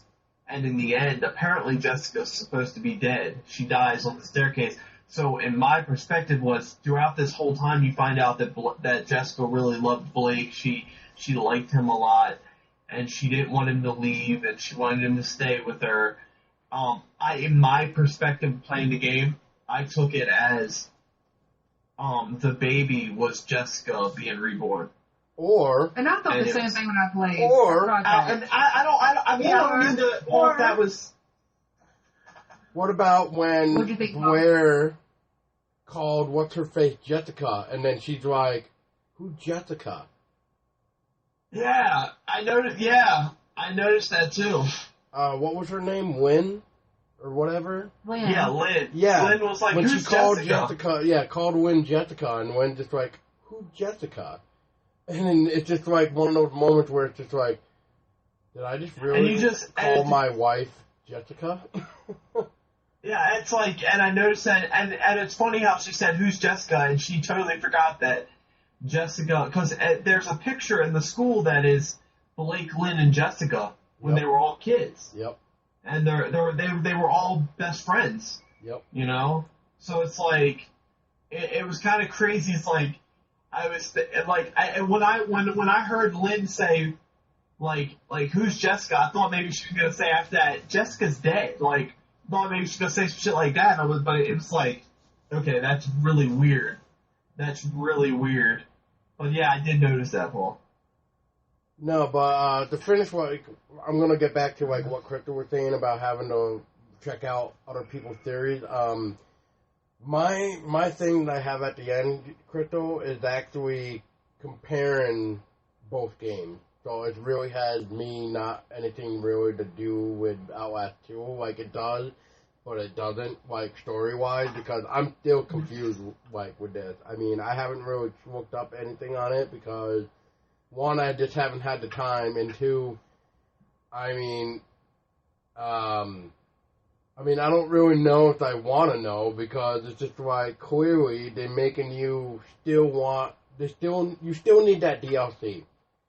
And when we get that DLC, which is probably 3 months from now, so July, maybe August, I mean, I don't know. So, then I'll keep the theory. I'll keep the theories to myself. I mean, the theories they did say did kind of make sense. Like I did after watching them agree. I was like, okay, this does kind of make sense to what the game was about. But still, if you don't watch the theories on it, it makes absolutely no sense. I mean, the whole thing with Jessica, like. I mean, if you want to throw out some theories, then that's fine. We can discuss that maybe near the end. But the only other, I only have like two things. Well, one thing left too before I'm getting to the end anyway. So I mean. And the last thing I really have to discuss is what I hated about the mind, but we kind of went back and forth a little bit about the mind anyway. But I wanted to ask you guys, or even Tessa, if you guys have any other questions before we kind of start to wrap it up, maybe, possibly. I think that's covered all mine. Yeah, pretty much. Good. I mean, I think all my questions. I think all my questions that I thought about, I mean, you guys definitely answered. I mean, yeah, so I think I'm good. Okay, so then my last part is the mind bit near the end, which I probably thought was the worst part in the game for a couple reasons. One, way too dark.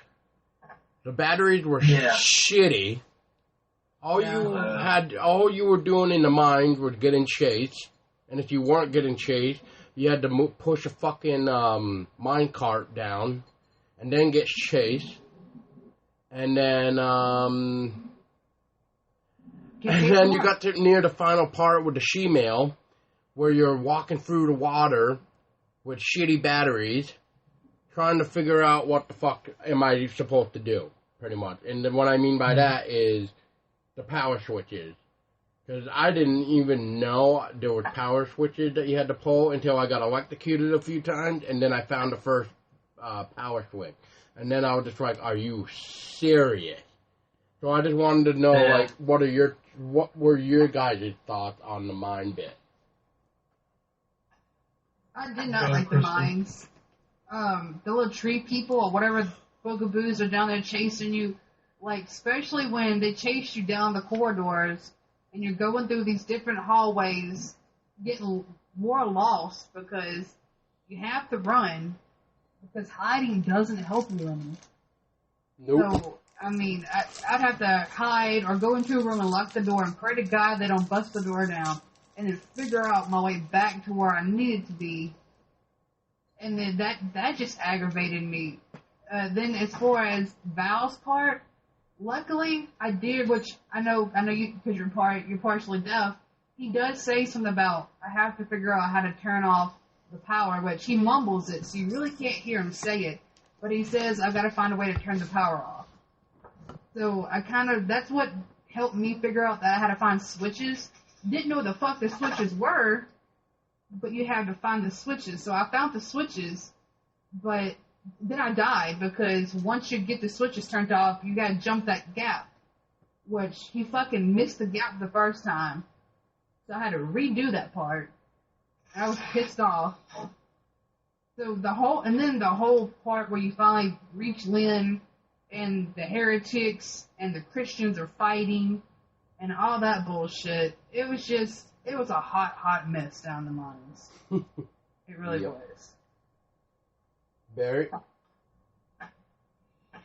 honestly, the mines, I don't even know what I can think about the mines, except for I can agree with what you guys were saying was, I mean... Well, what were your thoughts when you were playing it, I guess? Like, when you first got there?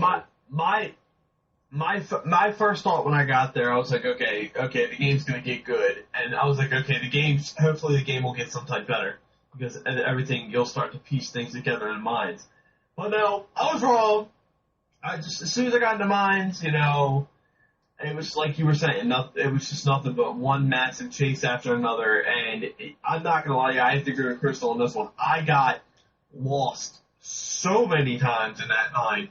Like, I didn't know where to go. And I was like, okay, this is kind of ridiculous. And then the part where you were going after that little transgender looking thing, she, with the whole, you know, when she did her whole transformation shit, and you're trying to turn off the power, I died so many times on that part, because I got electrocuted. I'm like, oh my god. And actually, I didn't even know, like you were saying, Paul, I didn't know anything about the power, and I didn't know anything about the power until I heard what Crystal was saying, where you gotta find a way to shut off the power. And I was like, when I found that out, I was like, oh, that's what these wires are for. Let's follow the wires to turn off the power. And so, honestly, the mines were just one massive.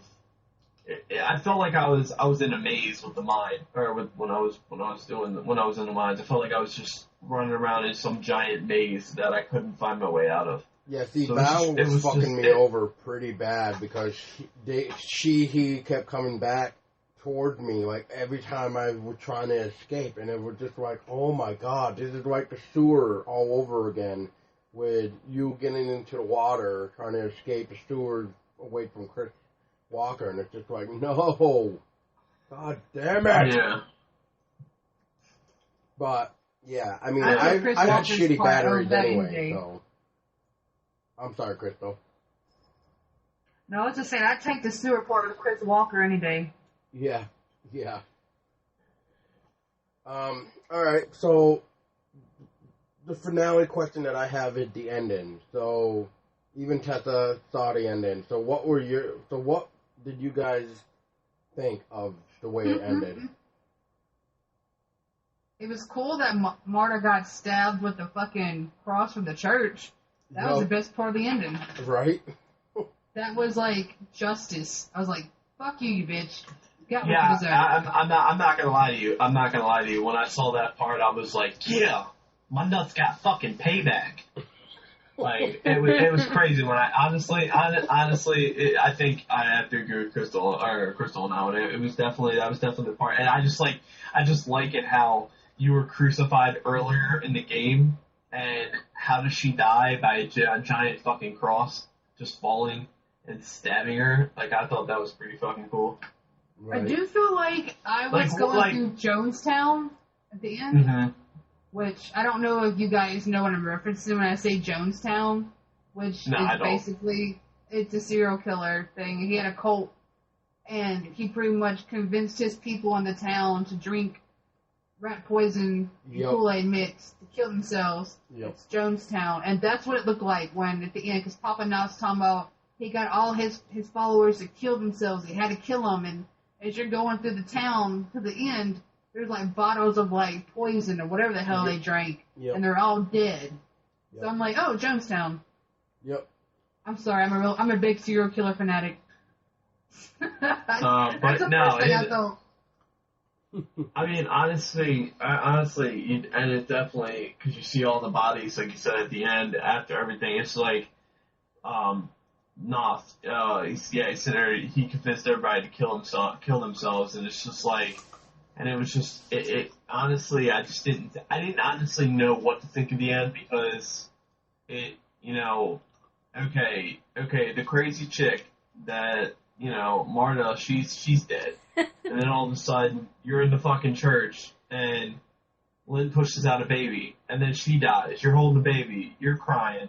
Because Lynn's dead, and then you don't know what else to do with this baby. And then all of a sudden, I just like it how the part where, Noth, he's sitting there talking about, I convinced everybody to kill themselves and blah, blah, blah, do all this shit. And I just love it how, like, he slits his own throat, and like it's not like you don't hear the baby crying, you don't hear Blake sit there and say, "What the fuck?" I just like how he gets all up nonchalantly like, "Okay, I've seen everything."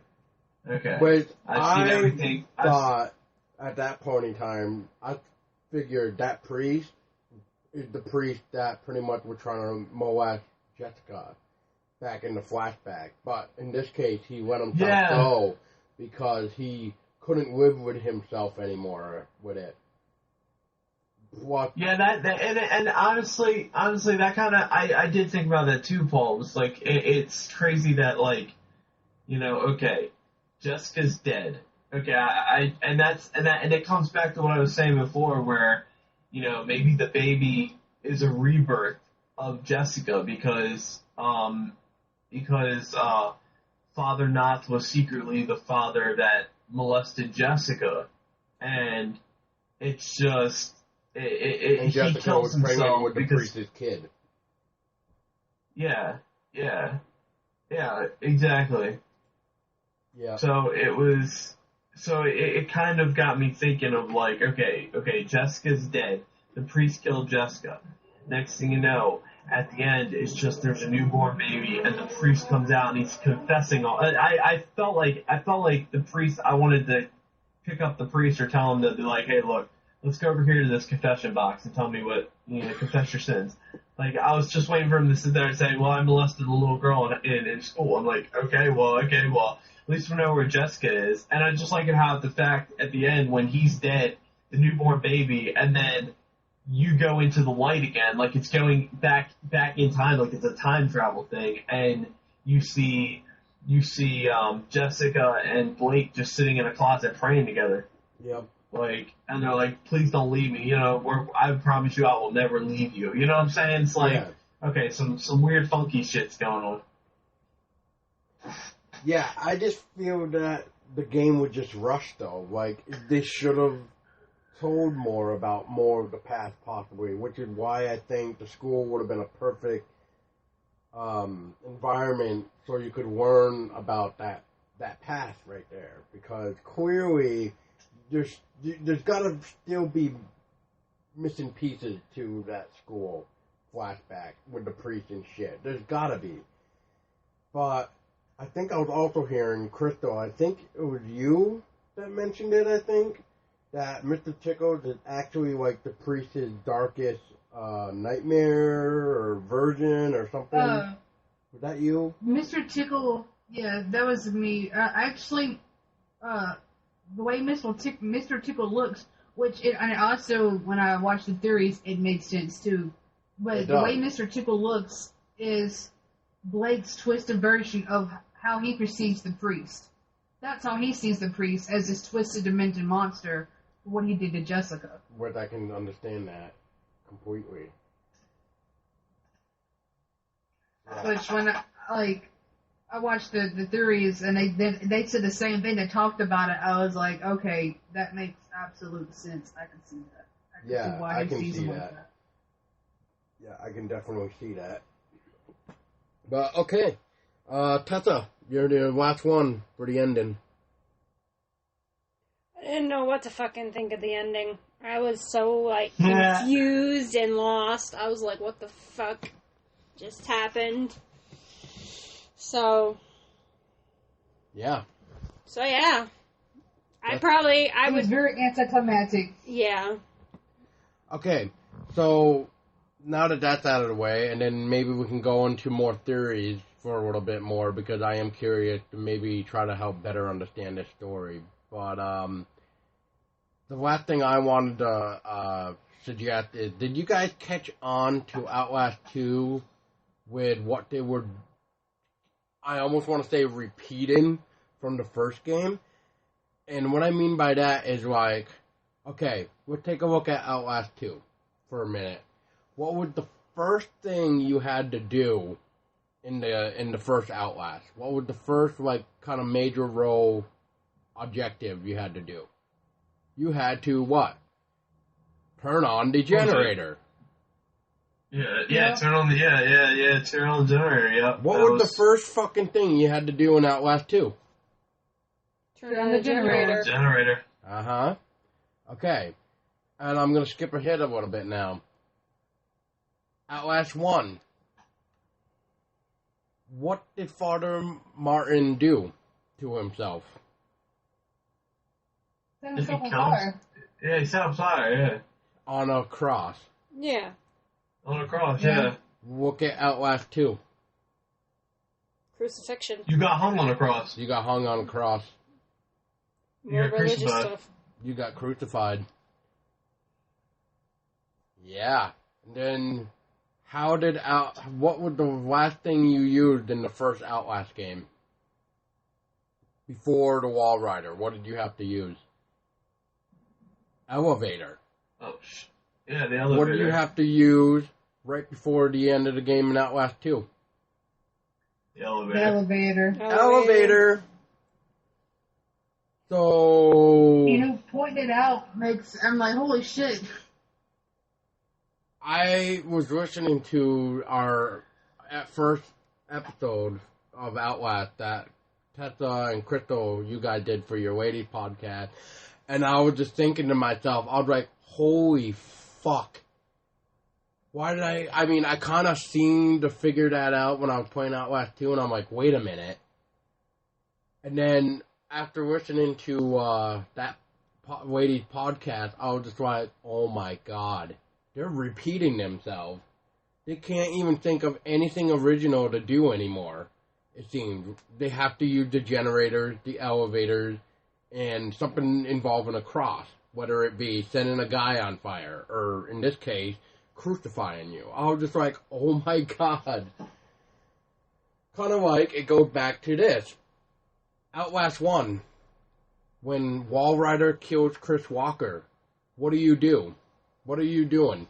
You're on the ground, watching this shit happen with your camcorder in regular mode, and then you switch it to night vision, where you see the Wall Rider pretty much bash Chris Walker into the vent. Whistleblower. You go to leave the asylum. What's his name? Blair? Yeah. Blair stabs you and then pushes you to the ground. What happened this time? Oh, look, you're pulling out your camera and recording because the Wall Rider is back killing Blair, and you switch it from normal to night vision. Holy shit. Yeah, you were in. Holy shit. You guys are repeating yourself way too much. Red Barrel, come the fuck on. Come on. So I just wanted... Yeah, it all does make sense now. So, I wanted to ask you guys, did you catch on to that in Outlast 2, or from me just pointing that out, you guys now realize it? Honestly, I'm not gonna lie to you. You just now telling me this kind of made me think about it.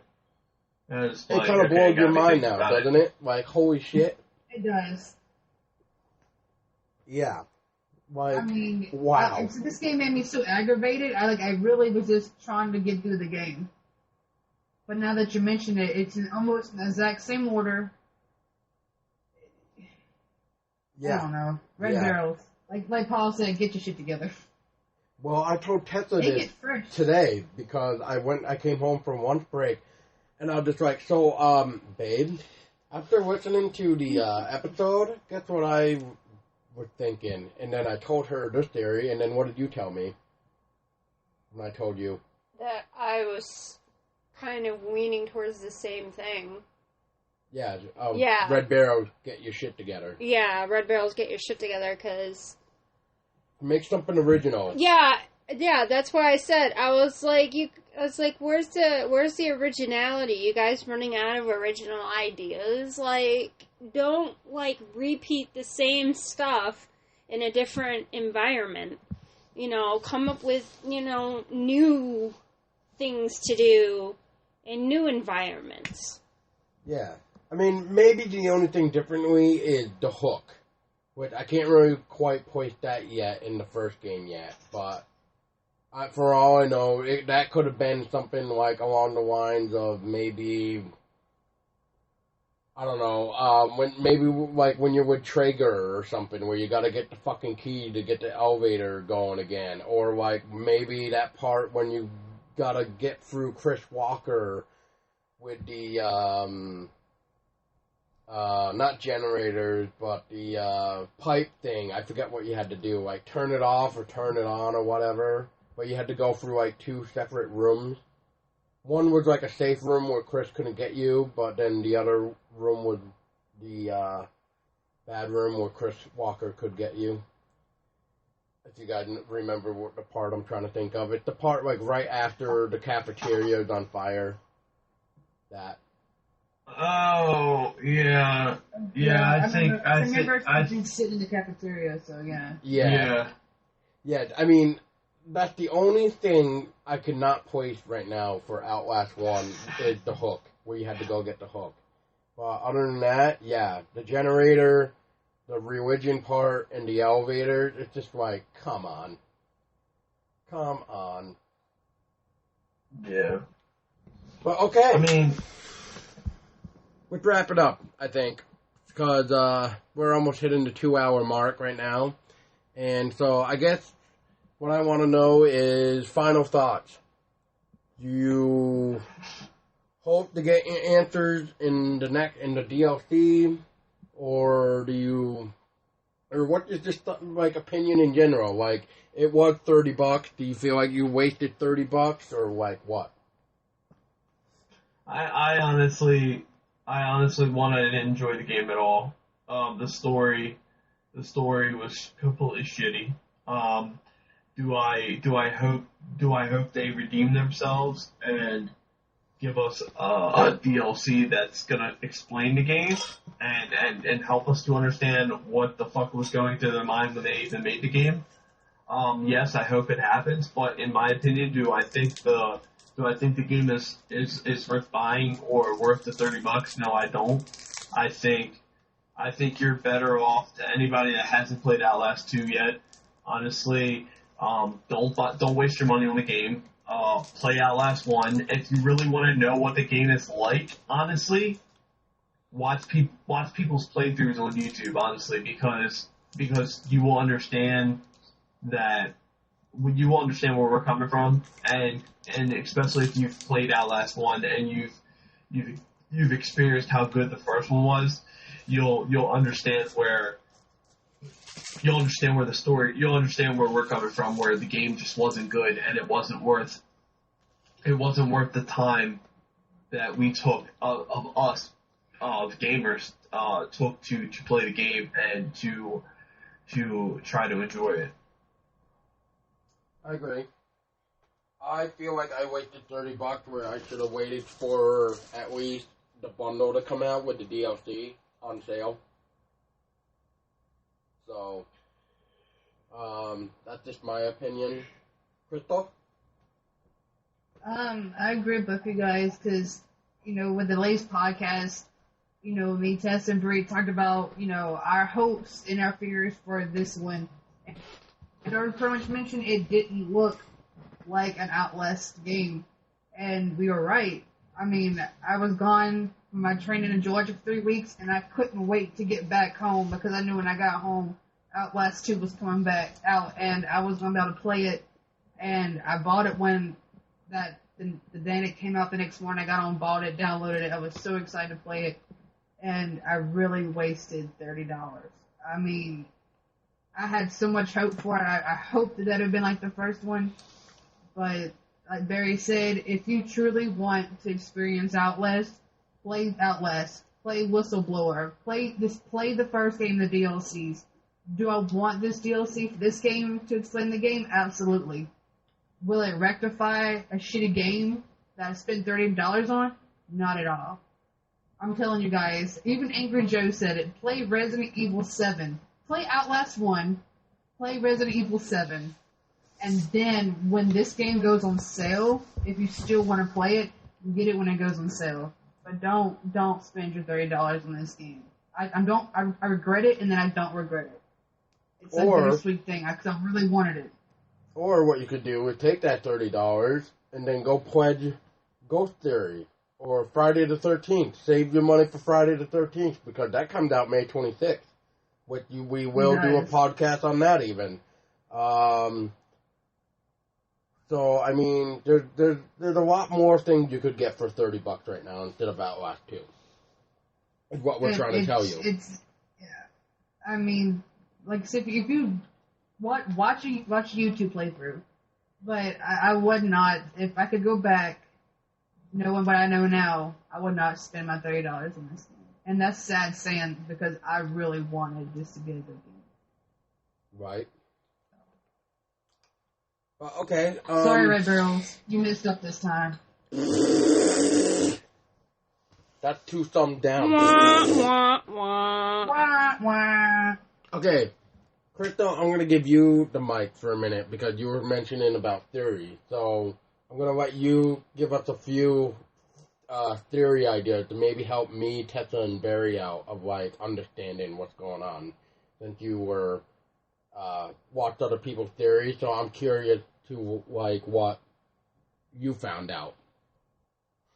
So, after watching several different videos, a lot of them come to the same agreement that the towers, which, you know, we all know that made the people crazy, but that also feeds into your deepest and darkest fears. Papa Knopf, with his religion, with the Christians, they claim in the theory that Papa Knopf thinks this is the reckoning. You know, hellfire and brimstone's coming, and he has to get his people ready to go to Rapture, and that's why he kills them all, because he wants to make sure they get to go. Now, I can understand that, because even at the end, he's talking about he has to kill his people. Yep. That was his thing. He was so afraid that his people would not be able to go to heaven or whatever. He made sure that all his people got there. That was Papa Knopf's thing. Val, I don't think they really talked too much about Val. If they did, I really didn't pay attention to Val because I did not like Val's character. Would that because Papa whatever, what's his name? Papa what? Papa Knopf. Papa Knopf, yeah. Is that why he was trying to tell Blair to kill the baby? Because it's almost pretty much. Because I think, what was it? How did he kind of word it? Like, if you killed the baby, his people would be able to go to heaven. But if you don't kill the baby, then he's got to kill all his people or something. Was that the idea? Yeah. Okay. Yeah, because he thought the baby was the Antichrist. And if the baby wasn't killed, then the Antichrist was going to take over. Okay, yeah. That was his view of it. That's why they talked about killing. That's why all the children got killed. Because Papa Knopf did not want the children to come into this world or live in this world of hellfire and brimstone, pretty much. Okay, he didn't want them to live through that. So, that's Papa Knopf's theory. As far as Jess, the reason why you have these visions, which is like they're all going crazy, Blake is also going crazy during this time. Because as you notice, he didn't start having these visions of Jess until he got here. Hence the radio towers. The radio towers are making him relive his deepest and darkest fears. Which why he sees the priest as Mr. Tickles, that demented tongue monster. It's his deepest and darkest fear that he locked in, that he wasn't there when Jess needed him. Jess begged him to be there for her, and he wasn't. So you keep going back and forth through these memories, almost as if you're trying to rectify the past that you couldn't stop. And that's why at the end, Jess leads you into the freezer or whatever, and y'all are praying together. It's pretty much, you've rectified, I guess, you helped her, in a way. Right. That's, because you're pretty much fighting your deepest and darkest secret, and that's what his deepest and darkest fear secret was, is that he knew what happened to Jessica. But he let everyone else believe that she committed suicide. And he didn't save her when he could have.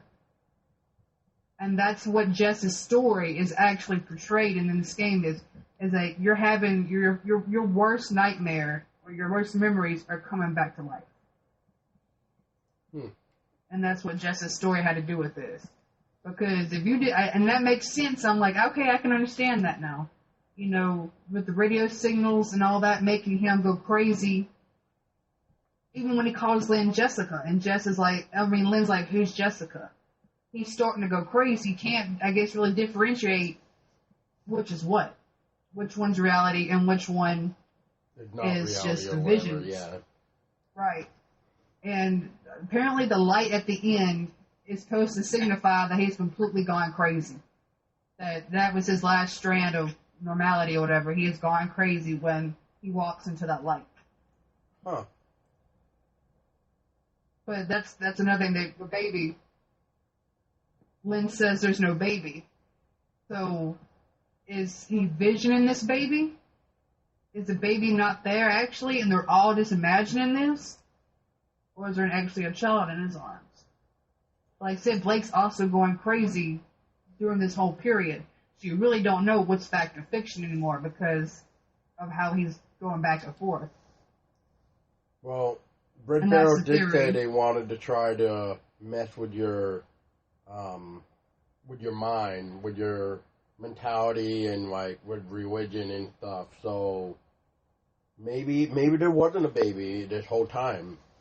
Maybe because they wanted you to think like you did, like when you see the baby, they wanted you to believe that the baby's actually there. But then at the end, when there's no baby, then okay, so was this like one complete giant mind fuck, or what? And that's another thing. What happened to Jane Doe? Is she going to be in the DLC? Is she going to come back to piece everything together? Or is it going to go into her viewpoint to tell her side of the story of what actually happened before they all went nuts? I mean, that's what I really think the DLC is going to lean toward. I think it's going to lean toward her side of the story. Since you don't ever see her, I think that's what's going to happen. Let's hope that's what it is. But, Barry, after listening to Chrystello talk about these theories now, does it start to make sense for you? Like I said, a little bit makes sense. I mean, honestly, as much as I'm going to tell you right now, playing the game, I didn't get all the notes. I definitely got a lot. I definitely got a lot of them though, but I think even though I hate saying it, as much as I hate this game, I do think that Outlast 2 will be a game that maybe just on my free time that I will play again, only because I'm going to want to try to figure out, I'm going to want to try to understand it as best as I can. And I'm going to see if I can base some theories. I mean, I have a few theories, like I said, with the whole ending with Lynn and Jessica and the reincarnation and the rebirth of Jessica and the priest. But, I mean, honestly, like, I have to agree with Crystal says. The game is based on this person that is only known by as Jane Doe, but you don't see or hear anybody talk about a Jane Doe at all throughout the thing. I mean, is the Jane Doe referring to Jessica? Is the Jane Doe referring to... I mean, because that's honestly the only person that I can think of is Jane Doe would be Jessica, because she's the only one that's basically honestly dead throughout the whole game, or supposed to be dead. You know what I mean? So, my theory is this whole thing an alternate reality to where Jessica, there was some tight stuff, there was some problems going on in life, but does the DLC give you more of Jessica's outlook on life? Does it give you more of what happened with Lynn and Father Knopf? Does it explain Val? Does it explain? I mean, it has to explain something, because basically all Red Barrel did was give us multiple sides of the story, and none of them pieced together. So hopefully in the DLC, it takes one character or something, and it all pieces together, and it all makes sense. So that, honestly, when it comes to the whole theory situation, I mean, it's hard to base a theory on what they've given us already. That's why I do hope there's going to be multiple, so maybe take on one at a time to help fill in the blank. Yeah, like instead of Outlast 1 only having Whistleblower, you like make a DLC that explains Lynn's side of the story and the priests, you know what I mean? Lynn and Priest, like, take it as, what happened, what really happens to Lynn throughout the time from the time you crash until the end of the game. How does she get pregnant? How does all this happen? Make a DLC for that. Make a DLC that explains Jessica and what really happened to her and how what happened to her, if it really did happen to her. Explain how that leads into Blake. With this whole thing with Val. Like do some type of side story with her. Let us understand what her character is about. And honestly, I kind of want a DLC on the character that big bulgy guy with the little guy on his back. I want a DLC about that because I didn't fully understand that character. You know what I'm saying? So there's a lot of DLC and a lot of side stories that you need to build into this game to get fans to want to understand this game and to want to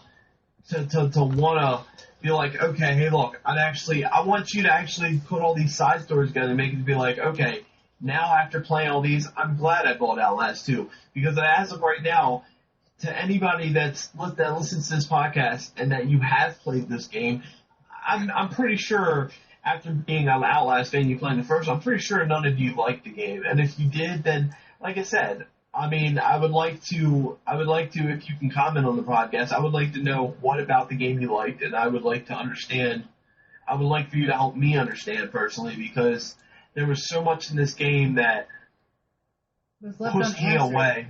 That was left unanswered, that pushed me away. Like Tessa. I know Tessa's only been giving us the same response the whole game. The game is shitty. And I completely agree with her. I mean, as of right now, Red Barrel hasn't given us anything to make this a good game. So, in my opinion, if anybody that works at Red Barrel, anybody that is any of the developers for Outlast 2, you have a lot to explain for why you chose this story and why you led us to this road, down this road. Because honestly, it really gets me thinking like, hey, look, I enjoyed Outlast 1 a lot. But after playing Outlast 2 and how much of a disappointment, a major disappointment, like I've played horror games, and honestly, I've never been more disappointed in a game than I am Outlast 2. I've never been more disappointed in anything than I am with Outlast 2 right now, because I was so excited to play it, and after the first one, and it gets me thinking, even if they do answer it, or they don't answer it, it questions if I even want to buy Outlast 3 when it comes out. Which I kind of hope they don't do an Outlast 3 now. So. Yeah, I mean, honestly, the only way that they can do an Outlast 3 is if Outlast 1 is tied into Outlast 2 at all. At all. You need to do something, but you gotta, you know what I'm saying? You gotta explain the whole situation. Well, yeah, let us know the time frame with Outlast 2. We need to know the time frame. Is it going on during the asylum part, or is this sometime like before or after or something? Give us exactly what you said, Paul. Is Outlast 2? Is it before Outlast, the first Outlast? Is it after Outlast? Is it completely? Is it there's a lot to answer with this. I mean, where the fuck does the baby come into play? I mean, it makes me think like it makes me think, and honestly, Paul and I before you end, I while we were sitting here talking, I did think about this. But you know how the Wall Rider and how he was in the bubble and how they can control him. It makes me kind of think, is Blake... Yeah, the life support. It makes me think, is Blake sort of in this bubble and he's living this weird, funky life that he thinks is real and it's just not real the whole time? You get what I'm saying? Yeah, is it like some type of alternate reality? Kind of like dream phase or something. Exactly, and he thinks that it's real, and you think that it's real, but secretly he's in the bubble. He's in the bubble next to because wasn't in Outlast 1? Wasn't there somebody else that was in a bubble besides what's his name? Billy. Yeah, Billy. Wasn't there, when you saw Billy, wasn't there, so, I mean, I'm pretty sure in the beginning of Whistleblower, when you saw it, and you saw Billy, I'm pretty sure in Whistleblower there was more people inside Bubbles, not just Billy. There probably If I was, remember but they right. were probably like failed experiments, maybe. Yeah, and it gets me thinking, like, it gets me thinking, and does at the end when at the end of Outlast 1 when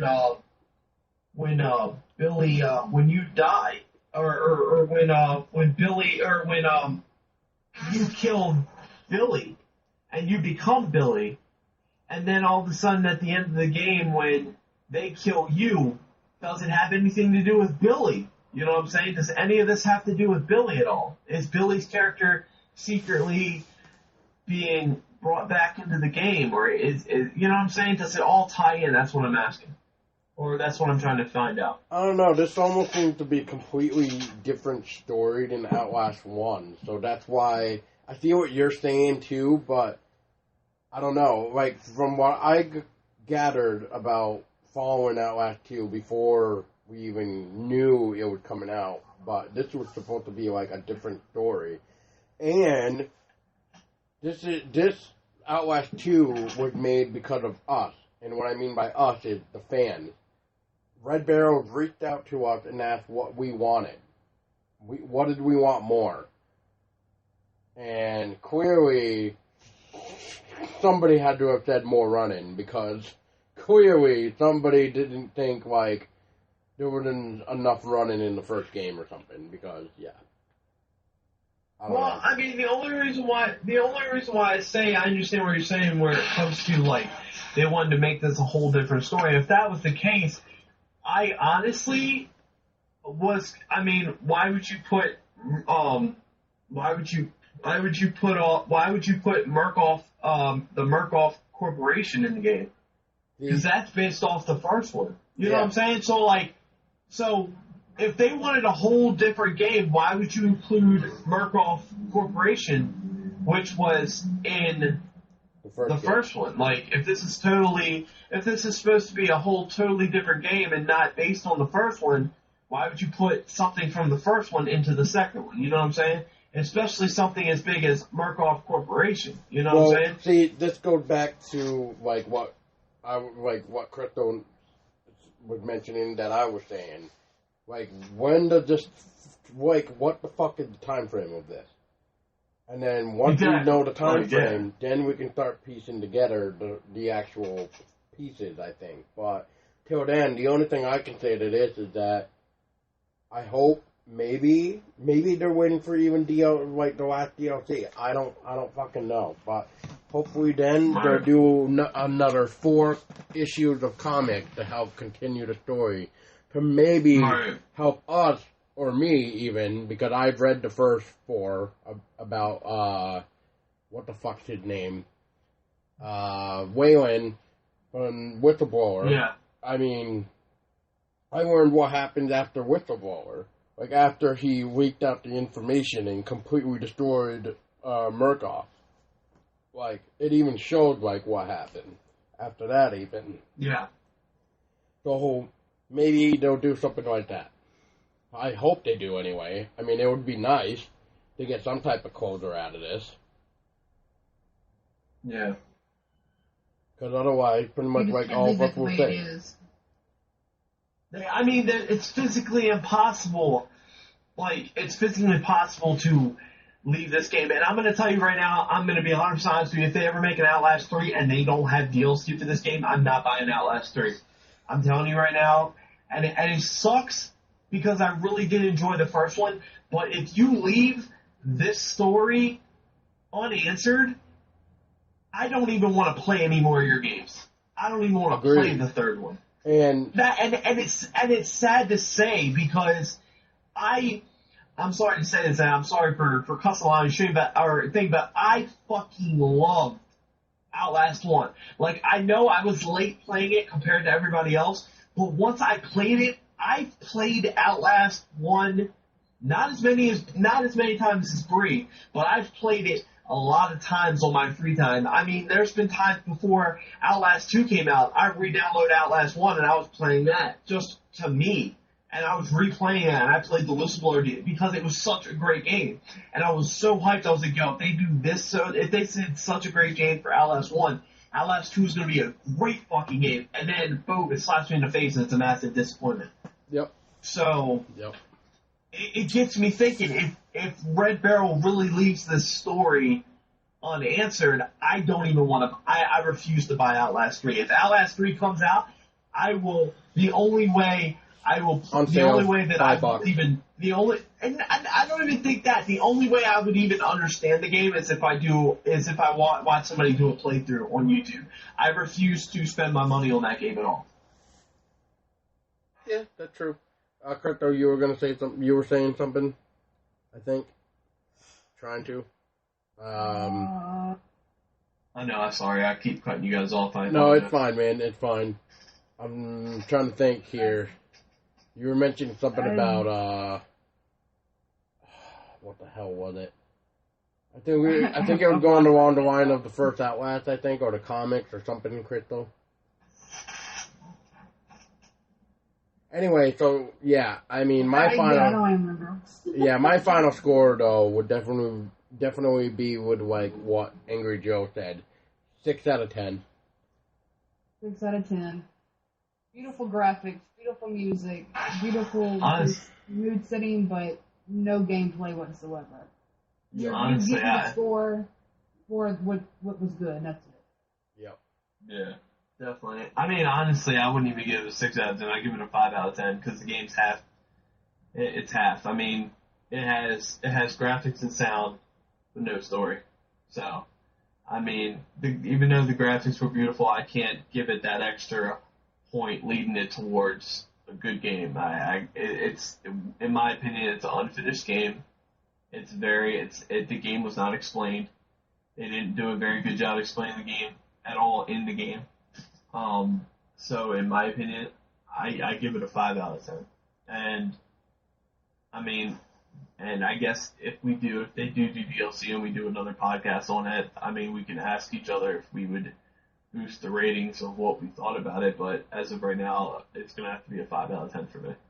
What about you, Tessa?